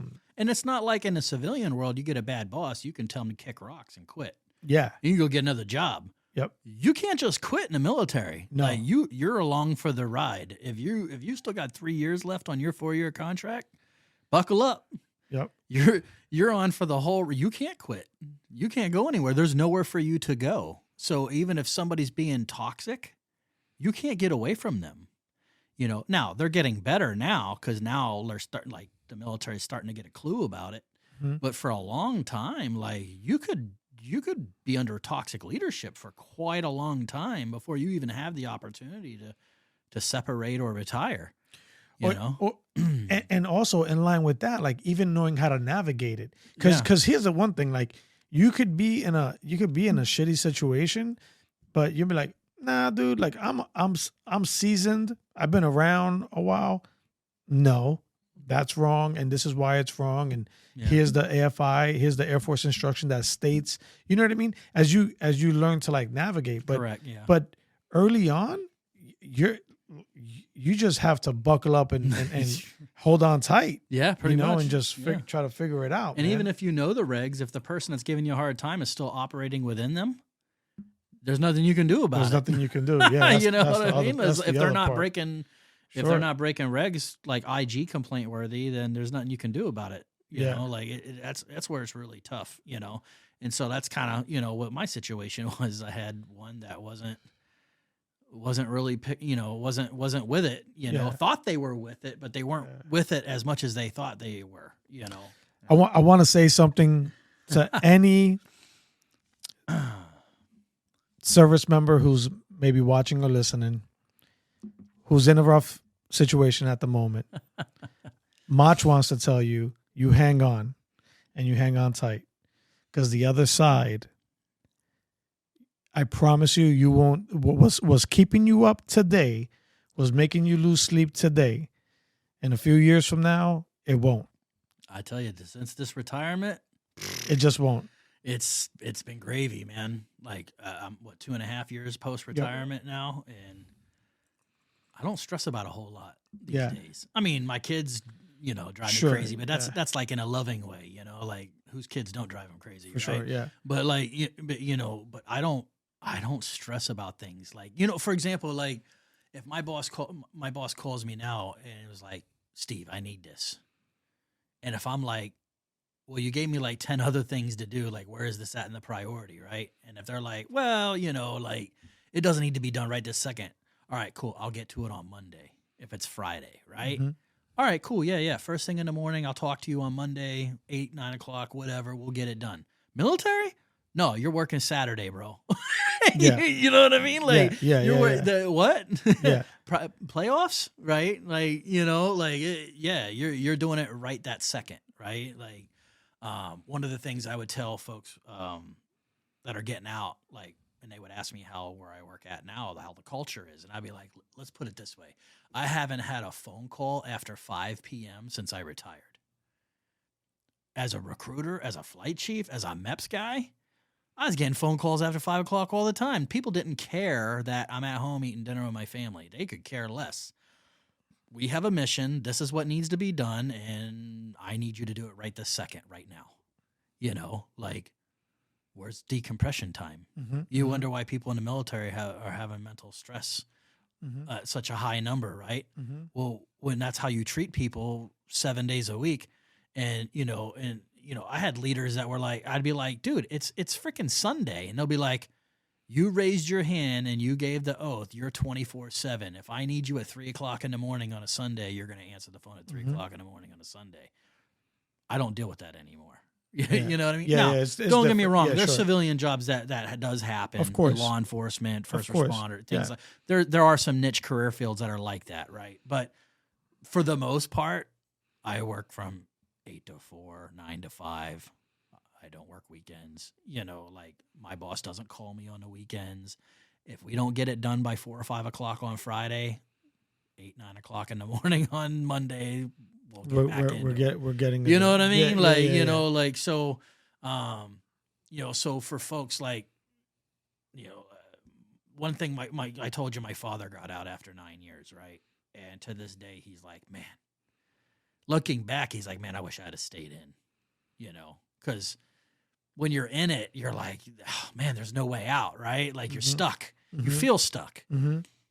But if you're able to ride it out, and then you get to that retirement, then it's just like, oh, you know what I mean? You're like, I'm so glad I wrote it out. It's a different feeling, man. It is, man. It's a different feeling. Like for me too, man. Like when I got that assignment, so when I got back from Bagram, I got hit with that assignment to go to Korea. Yeah. I just got engaged to my wife. My wife is like, hey, like, it'll be fine. Just go. Like, it'll be fine. We just did 6 months. I'm like, no. You don't understand. Like, this Korea thing's a really different thing. Well, yeah, because you're doing exercises. You're doing, Dude, not only that, bro. Like, that's one part of it. Sure. Like, I'm thinking my personal reflection is like, I just did that shit 10 years ago. Yeah. And I barely survived it. You know what I mean? Like, I barely left there with all my stripes. I hear you. Korea, dude, is spring break for a year. It's like grown folk Chuck E. Cheese over there. Man. Yup. Like, yeah. Yup. You want to see people lose their mind about some shit, bro? Go to Korea, dude. Go to Korea and drink something with a snake in it. You know what I mean? Like, and you will see. And the crazy thing about it too is that what I try to explain to folks is like, you don't understand, like, the people that you work with, you live with. Yes. In the dorms. You know what I mean? It's almost like college, but instead of going to class, you're going to work. Yeah. But you all live together in this building. So you see them all the time. You drink together, you party together, you see all the fuckery, and then Monday morning you got to go do a job, and then you see them at work, and you're like, bro, like, you were crazy. Like, you know what I'm saying? But what I'm getting at is, dude, is like, I already went through that. Yeah. And I already did it. And I'm telling you, like, I barely survived it. Why would I want to put myself back? You know, and that's the beauty in experience and like learning and knowing about yourself. But dude, it's funny how, like, when I deferred those orders, dude, I was out in a month. I was out of the Air Force in 1 month. It was that quick. Deferred the orders? Orders are deferred? Okay. Out. Like, done. Here's your terminal. Here's this. Here's this. Here's this. Yeah, right. And dude, but I think back on it and I'm like, man, like I was at 16 and a half years when I did that, when I pulled that move. And then what preparation did you get? They were like, all right, you're out in a month later, you know? So what's funny about that, thankfully for like guys like you and I, like, you know, we were recruiters and like, you know, I always feel like there's like a special kind of a thing that recruiters have. And because you and I were recruiters, I kind of like, I had a strong understanding of like, I felt that I had the skill set that I'd be okay. I didn't think it'd be easy, Yeah, sure. but I think I'd be okay. Yeah. And thankfully, my wife,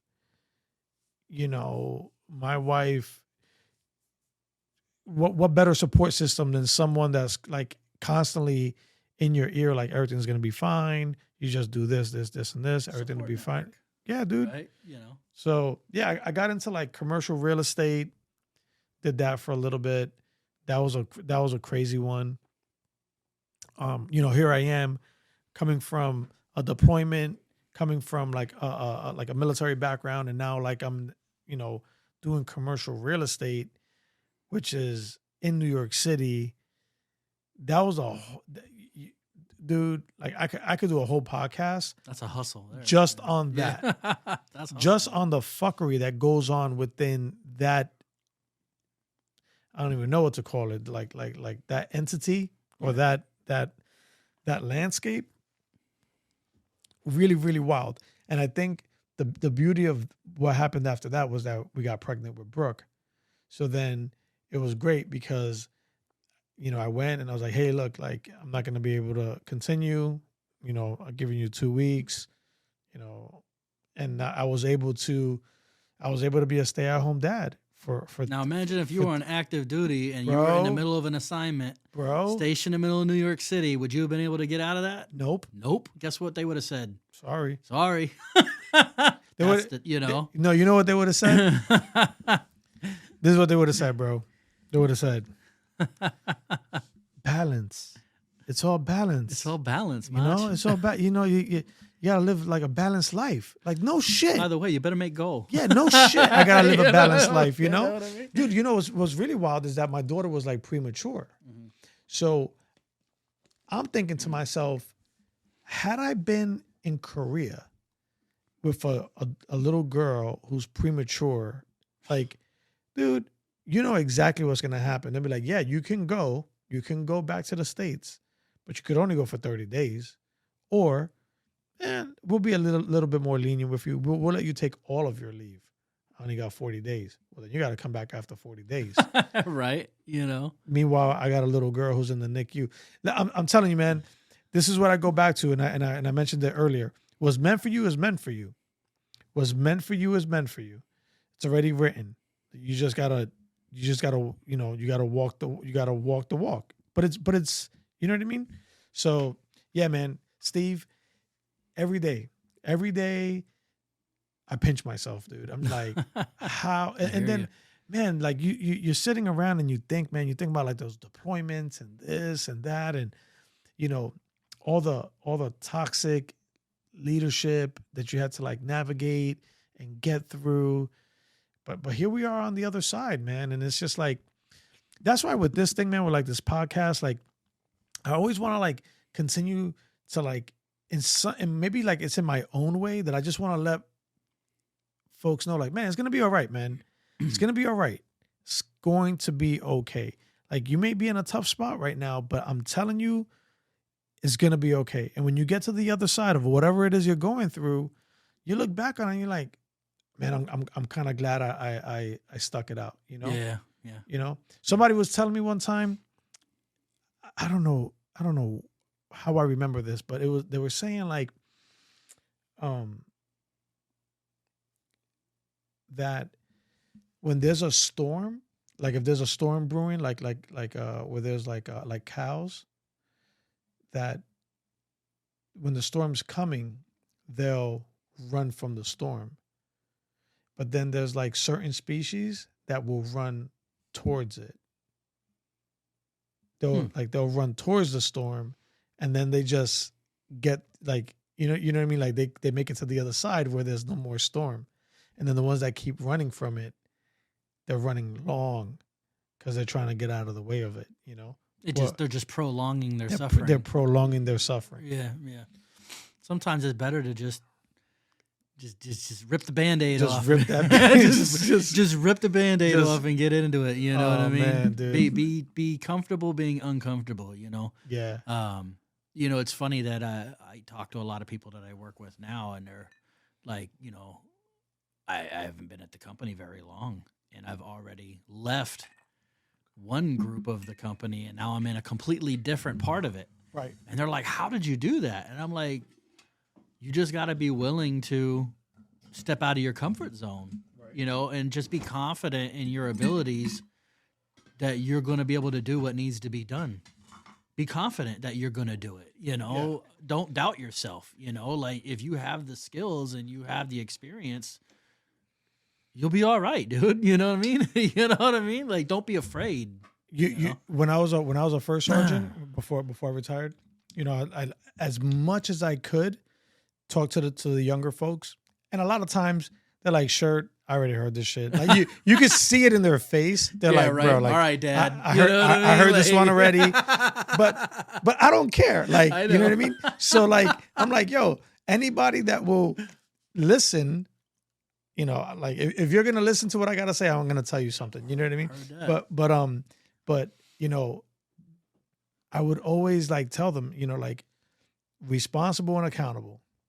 Responsible and accountable. Responsible and accountable will get you to where you want to get to. You know what I mean? And these are like, young airmen that are coming into like maybe like, they're going from like senior airmen to staff, and then they're also in the reserves. So like it's a little bit different, right? Because you and I, we had all this active duty experience. Yeah, sure. But then like, it's like mentoring them is just a little bit different. You got to get them to kind of like see it from a different angle, But ultimately, I'm like, hey, man, like you got to think like this. How many times, because now I'm describing like being in the reserves. So in a reserve unit, right, I would tell these younger folks, like, how many times does someone from leadership call you? Just, is it like 5 times a day? Is it 5 times a week? Like when? They're like, oh, no, like, I don't know, like maybe like once in a blue moon. I'm like, okay, so once in a blue moon, right? Yeah. So imagine if I knew as a leader that anytime I call you, you're going to pick up the phone, right? Sure. You're accountable, like, and you're responsible, right? Responsible, accountable. Like, I can get a hold of you, right? Man, like who your go-to person is. Yeah. Like Mach is gonna pick up the phone. Steve is gonna pick up the phone. Or if they don't pick up the phone, they're gonna get right back to me. Like, like I can expect that they're gonna get back to me within a reasonable amount of time. Well, like you said earlier, right? Like with a sense of urgency. Right. And that's how you start building your brand. You can start building your brand at a very young age. What's funny is that's something I'm having to get I'm pretty used to it. You want some Puerto Rican eggnog? A little bit. I want some Puerto Rican eggnog. So one of the things I don't had ask me questions that you know the answers to. One of the things I had to learn how to deal with is that not everybody in corporate America has a sense of urgency, right? Like in the military, if you get an email from your leader in the morning, you will answer that email before the day is done. Yes. Right? And if you don't, the next day they're calling you to find out why you didn't answer them, right? Mm-hmm. And you better have a good explanation. Now, corporate America, if I email somebody in the morning, I might not get an answer for 2 or 3 days. And that's perfectly okay and normal. Right? How long did it take you to get used to that? It took me a little while. But not as long as you would think, but fortunately for me, I had a great mentor, so Michael, he was my boss and mentor. The great thing about him is he was a currently serving National Guard captain. Oh, wow. Okay. So not only did he understand military, but he knew how to empathize, right? And yeah. He was a good active listener. And so he was able to mentor me the right way. He was able to tell me what I needed to hear when I needed to hear it.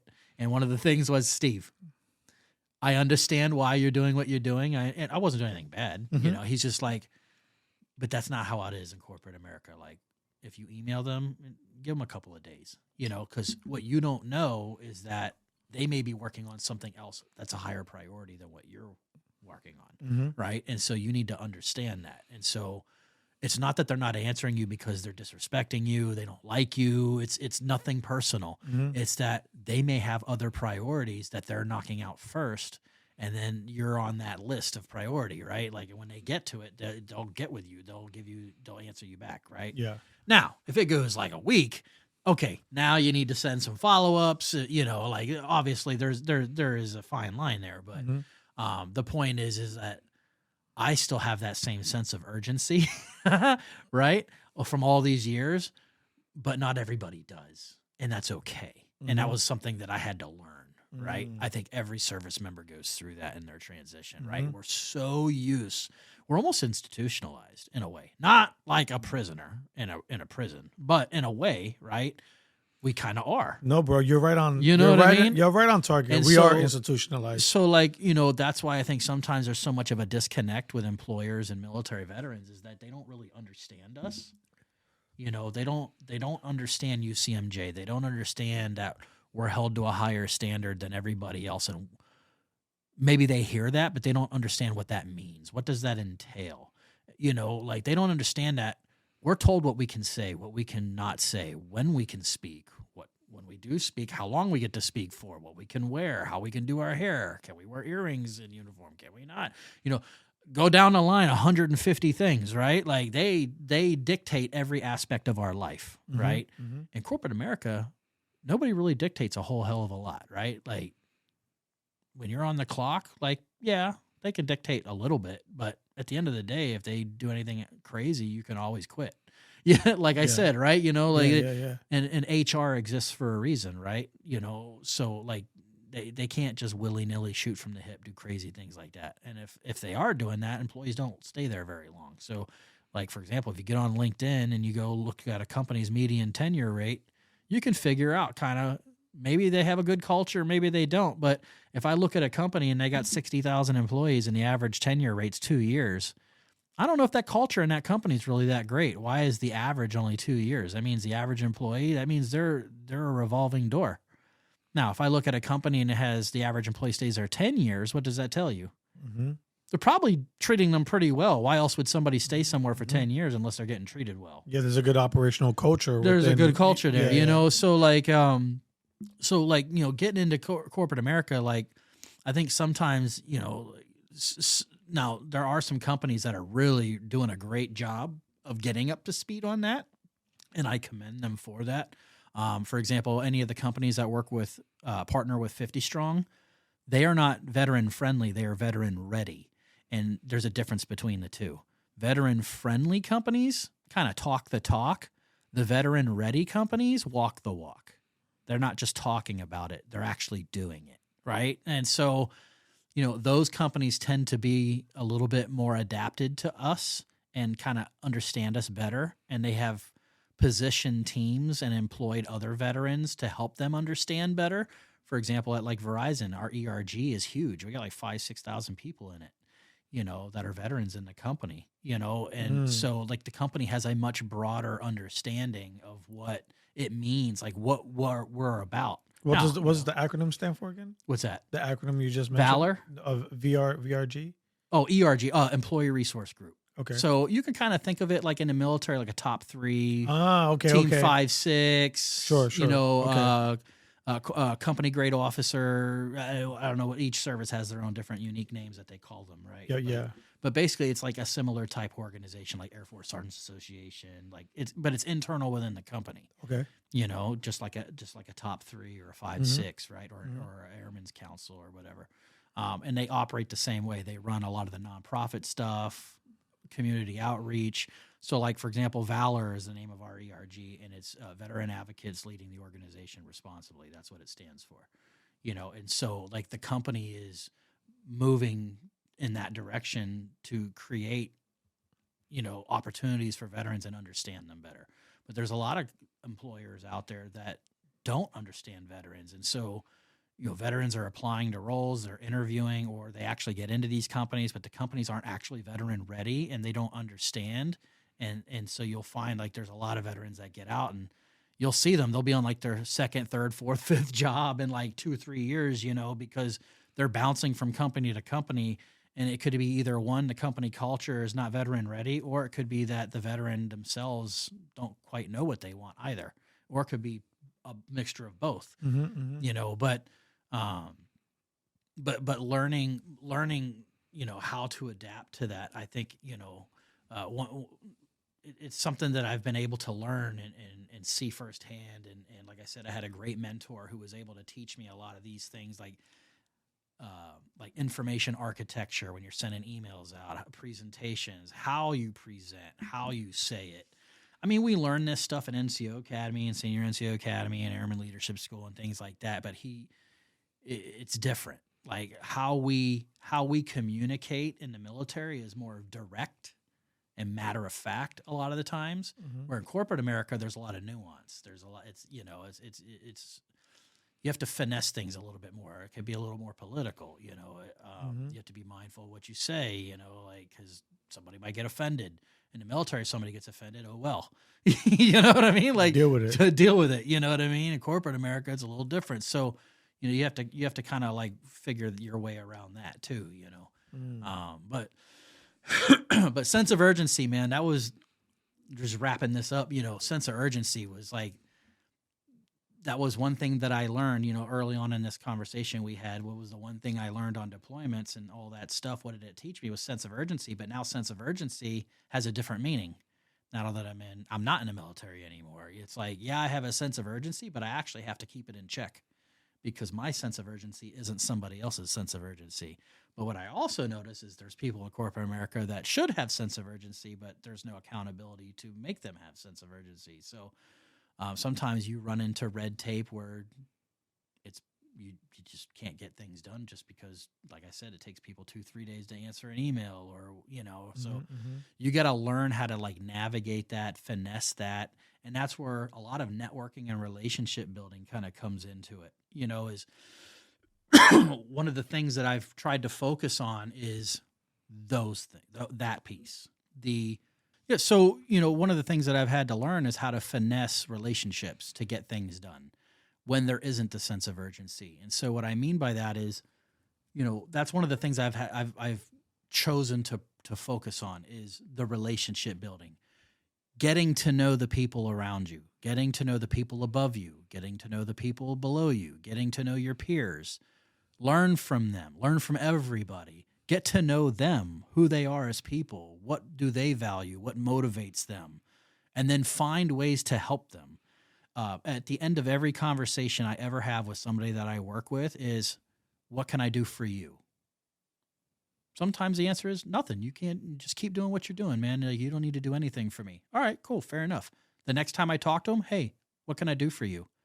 At some point, they're going to go, you know what? I could use some help on something. Can you help me out with this? I got it, bro. Like, I got it, and then I help them. Now I have solidified that relationship. I have solidified that person can count on me, and I am somebody that they can count on. I am somebody who gets shit done. And it's what it does is it's kind of like when we were recruiters in the office, when you first get into your office, nobody knows who the hell you are. Nobody knows who Mach is or Steve is. No, they could care less, right? We have to go out and build those relationships with the high schools, the guidance counselors, the chambers of commerce, business owners. Remember the guy that owned the sandwich shop, Ed? I still hang out with Ed. I still talk to Ed to this day. Remember? Wow. That was a relationship I built in 2009, but I got to know him, right? Remember, he used to help us out all the time, right? Hell, I even was at his wedding when he got married, but at work, but in corporate America, like that's a huge piece is the relationship building. It's not just transactional, sometimes I give more than I take, and that's okay. But now that I've been doing that for a couple of years, now I've built a reputation, and that's where it really comes down to is it's not that I'm worried about reputation, but by doing the right thing and helping people and being there for them and taking the time to build those relationships, you build a reputation for yourself. And a lot of times the reputation is what carries you into your next move, the next level, right? Like when that opportunity opens up and you've been crushing it, right? Mm-hmm. All of those people are going to validate you. Mm-hmm. They're going to go, hey, I heard Steve applied to this job. Have you ever met him? No, dude. Good dude. You know what I mean? Like they're going to be lifting you up, right? That it's a community is going to lift you up. Instead of you lifting yourself up, the community is lifting you up. And they're cheering. They're your cheerleaders. They're there to cheer for you, right? Like, and so if you can figure that piece out early on in a military transition during a skill bridge fellowship or something like that, even if it's not skill bridge and you're just direct hire and you're getting in there, you will open up more doors than you think. And it doesn't necessarily have to be in your own company. You could open up doors external to your company. And when you're ready to take that next step, your buddy over here working at this other company might have that opportunity for you, So that's where, that's when you start like, building your, you were talking about building a network. That's where LinkedIn comes in. I tell my wife this all the time because she's absolutely horrible on LinkedIn.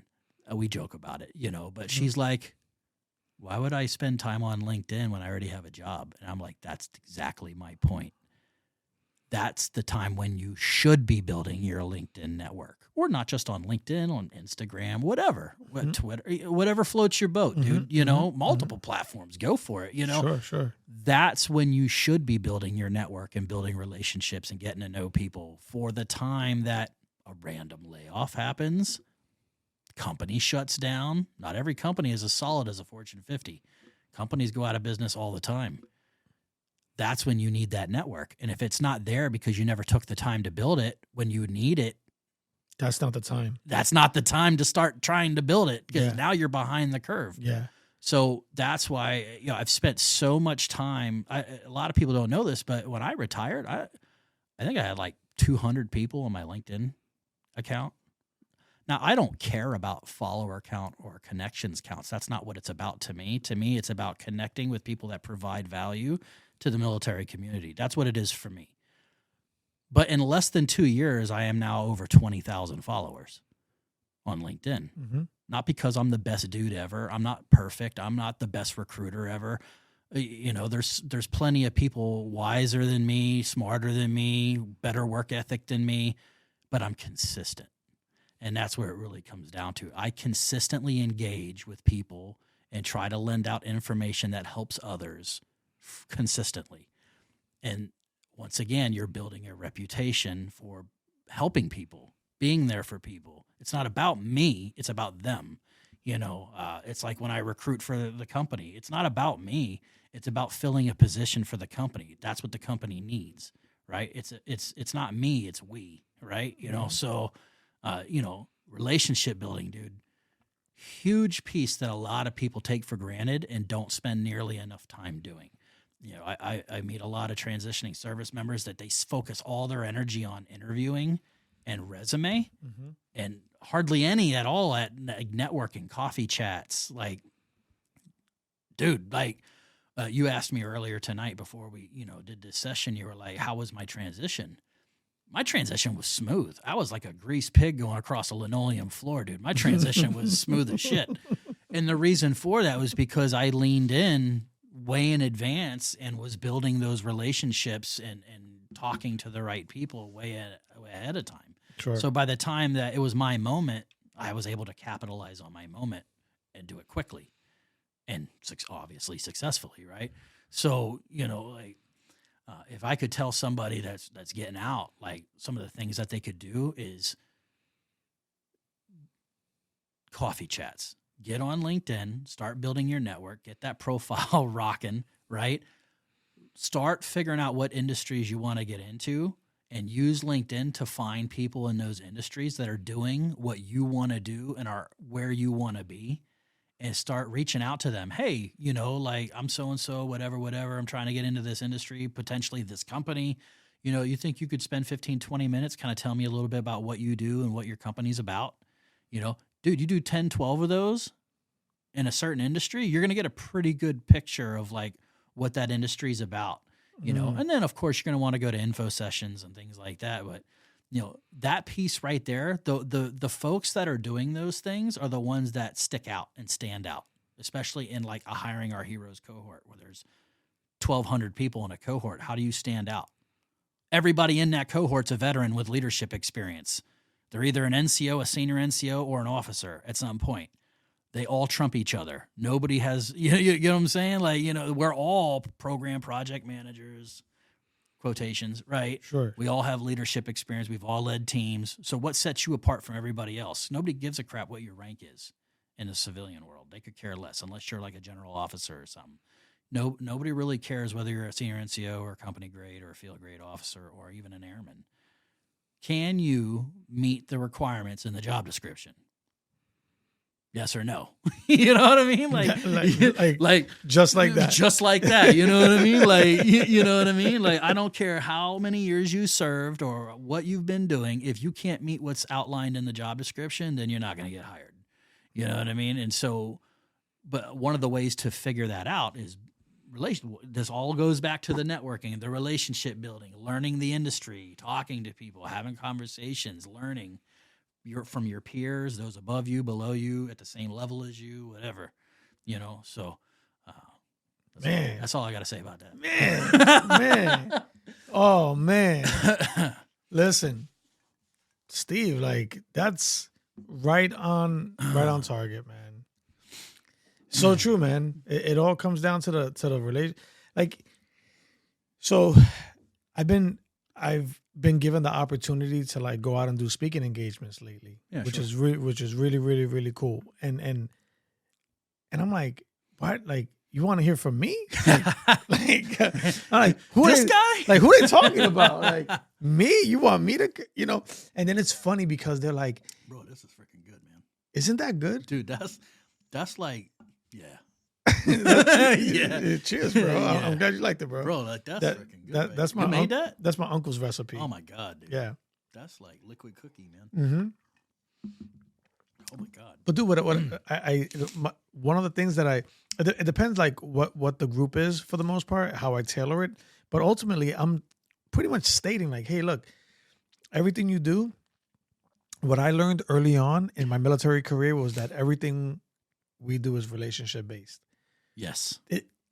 It's just the dude and as a first sergeant, that was a really good position for me because naturally, like that was another one that I felt like I was like a duck in water, being a first sergeant, and I would be in these meetings sometimes and then, like you got these company grade officers and they feel that because of their rank, they should be able to turn this information around fairly quickly and whatever the case may be.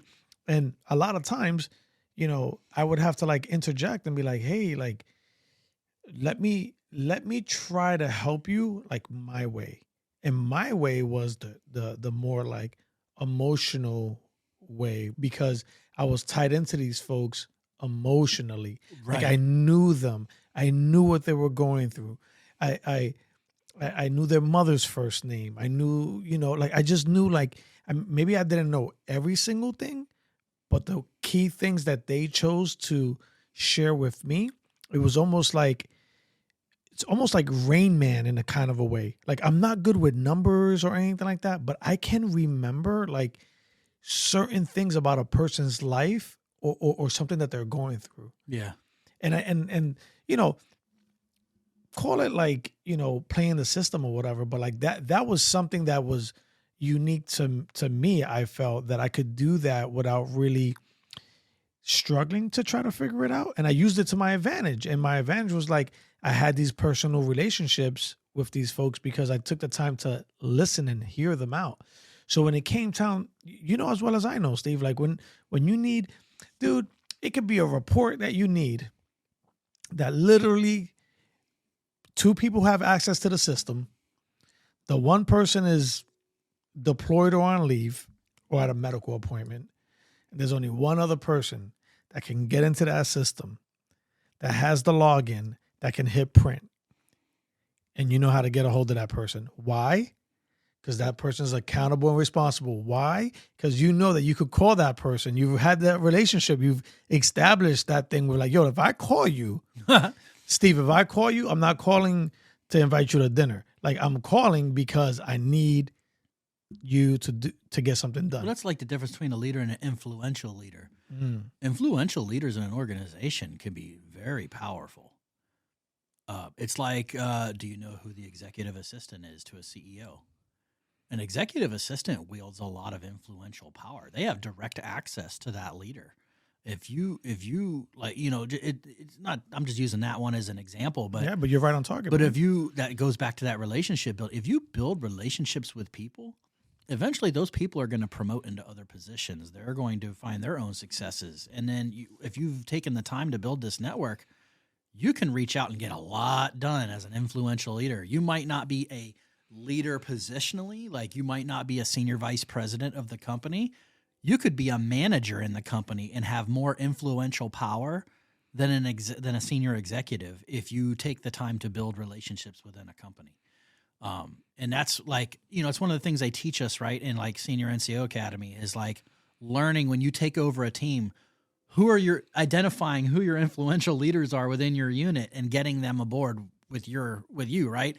Like, for example, when I came into my flight in Philly, I knew who my influential leader was. I pulled that person into a meeting and I said, hey, man, like, you've been doing some great things around here and I could really use your help. You know, you seem to know everybody around here. You're connected with everybody. You're a good dude. You have a great reputation. You do good work. You know, I could really use an ally on my side. Now that person's on board, now together, let's go lead this flight together. You know, and when the other people are like, they'll be like, nah, he's for real. Like, let's do what we need to do. You know what I'm saying? Like, Sure. Like that's how you can get stuff done. But imagine if you would have went in with like ego. Yeah. And whatever else comes along with that, right? Correct. Ego and anger and bitterness. And you're like, yeah, no, this is my flight now. I don't give a shit what like who right. Be influential all you want, but I'm the big dog, right? You could have came in like that too. Yeah. And what would that have gotten you? They might listen to you, but when push comes to shove and you really need them, are they going to be there? Maybe not. Maybe not. You don't know. It would have gave you a lot of heartache. I would imagine from my experience. You know, it's like, oh man, I can't remember his name for the life of me. One of the pro soups that we had. He was like, if you take care of your people and you treat them right. Who, Ross? No, not Jerome. But he had some good ones too. Yeah, he had some good ones. Yeah. He had some good ones too. But no. Oh my God, I can't. It's funny. I was with him in several different units too. Oh, yeah. But he ended up becoming the group chief right before I left. But I would love to talk to him on here. Jerome. Yeah. I haven't seen him since we were in the office. I follow him on Facebook. Dude, he has his own business now or something, doesn't he? I want to hear all about it. Dude, I think he's got something going on. I'm gonna reach out to him. Mr. Ross, come on, Spark.N.Stride. Let's hang out, bro. I still remember during my certification, boy, he gave me a hard time. But it was all good though. Good, it was good feedback. Dude, he told me on my first inspection. He told me, he said, it's just too much stuff. It's just too much stuff for you to have all figured out. It's just too much. It's too much. Like, basically, because I was like, look, I got it like this, and I do, and he was just like, yeah, no, it's basically, you're being extra. You're passing your inspection. Yeah, right. Because I want you to pass your inspection. But if I don't want you to, there's just too much stuff. Basically, he's like, I can figure out, if I spent a day here, I would figure out what the fuck you're not doing. Yeah, he would pick it apart. You know what I mean? Yeah, right. Oh, man. He was a good dude. He was a good dude, man. Yeah, dude.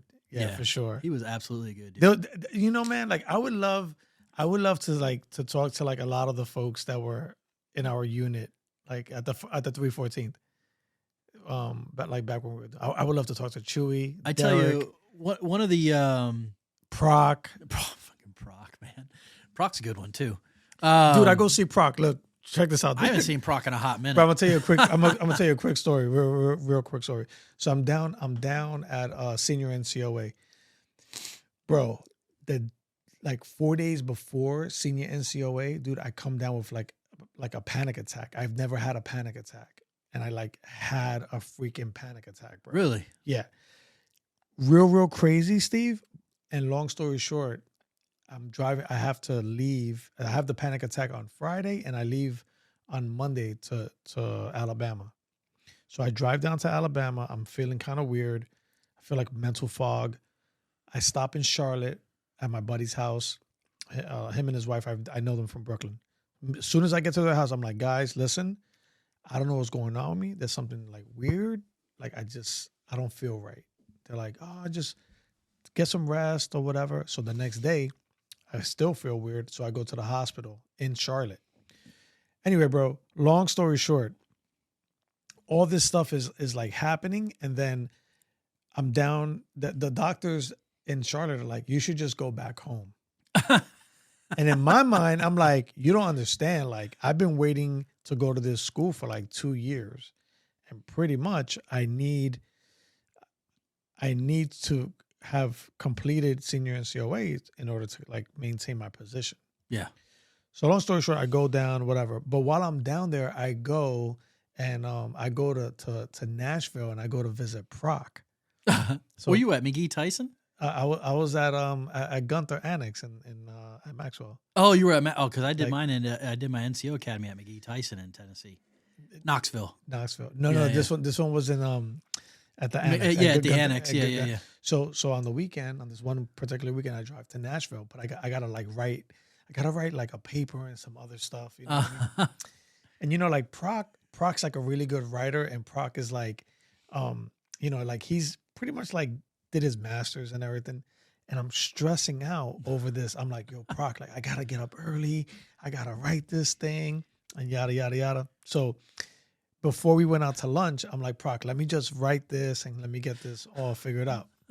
So Proc's like, he's leaving me alone, like in his, I'm writing at the kitchen table. I'm writing on the back patio. So he comes back, he's checking on me. He's like, bro, you still writing this thing? Like, what's going on? Like, what are you writing about? I'm like, nah, I got to get my thoughts and stuff, you know? So to this day, me and Proc have like this inside joke where we're like, see Spock run, sky is blue. Like this, like he's basically saying like, I don't know what the fuck I'm doing. He ended up helping me, but it was funny, man. Funny. It was funny, dude. But again, funny. Dude, like it's just guys like that, man, that like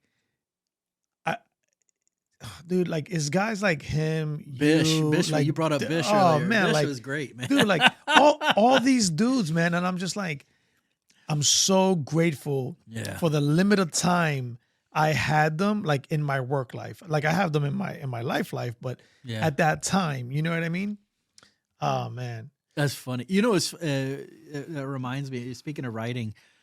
When I went to NCO Academy, it was 8 weeks at Knoxville. I was down there for 8 weeks. So I trailered my motorcycle down there because the Dragon's Tail's down there. It's one of the meccas of motorcycling in the United States. Okay. It's like a big windy, it's like a big windy road in the mountains or whatever. Like people drive from all over the world and the United States to go to it, right? Right. And I'm like, I am not missing this opportunity. Yeah. So the first week of NCO Academy, they give us our syllabus and like everything, like all the upcoming assignments they gave us up front.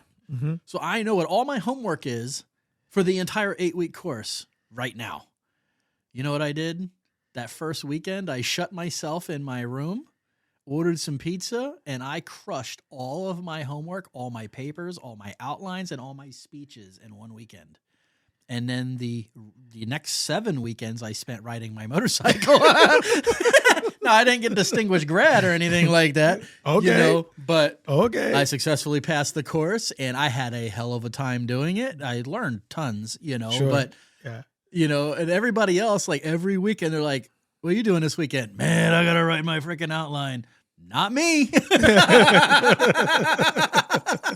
Dragon's Tail.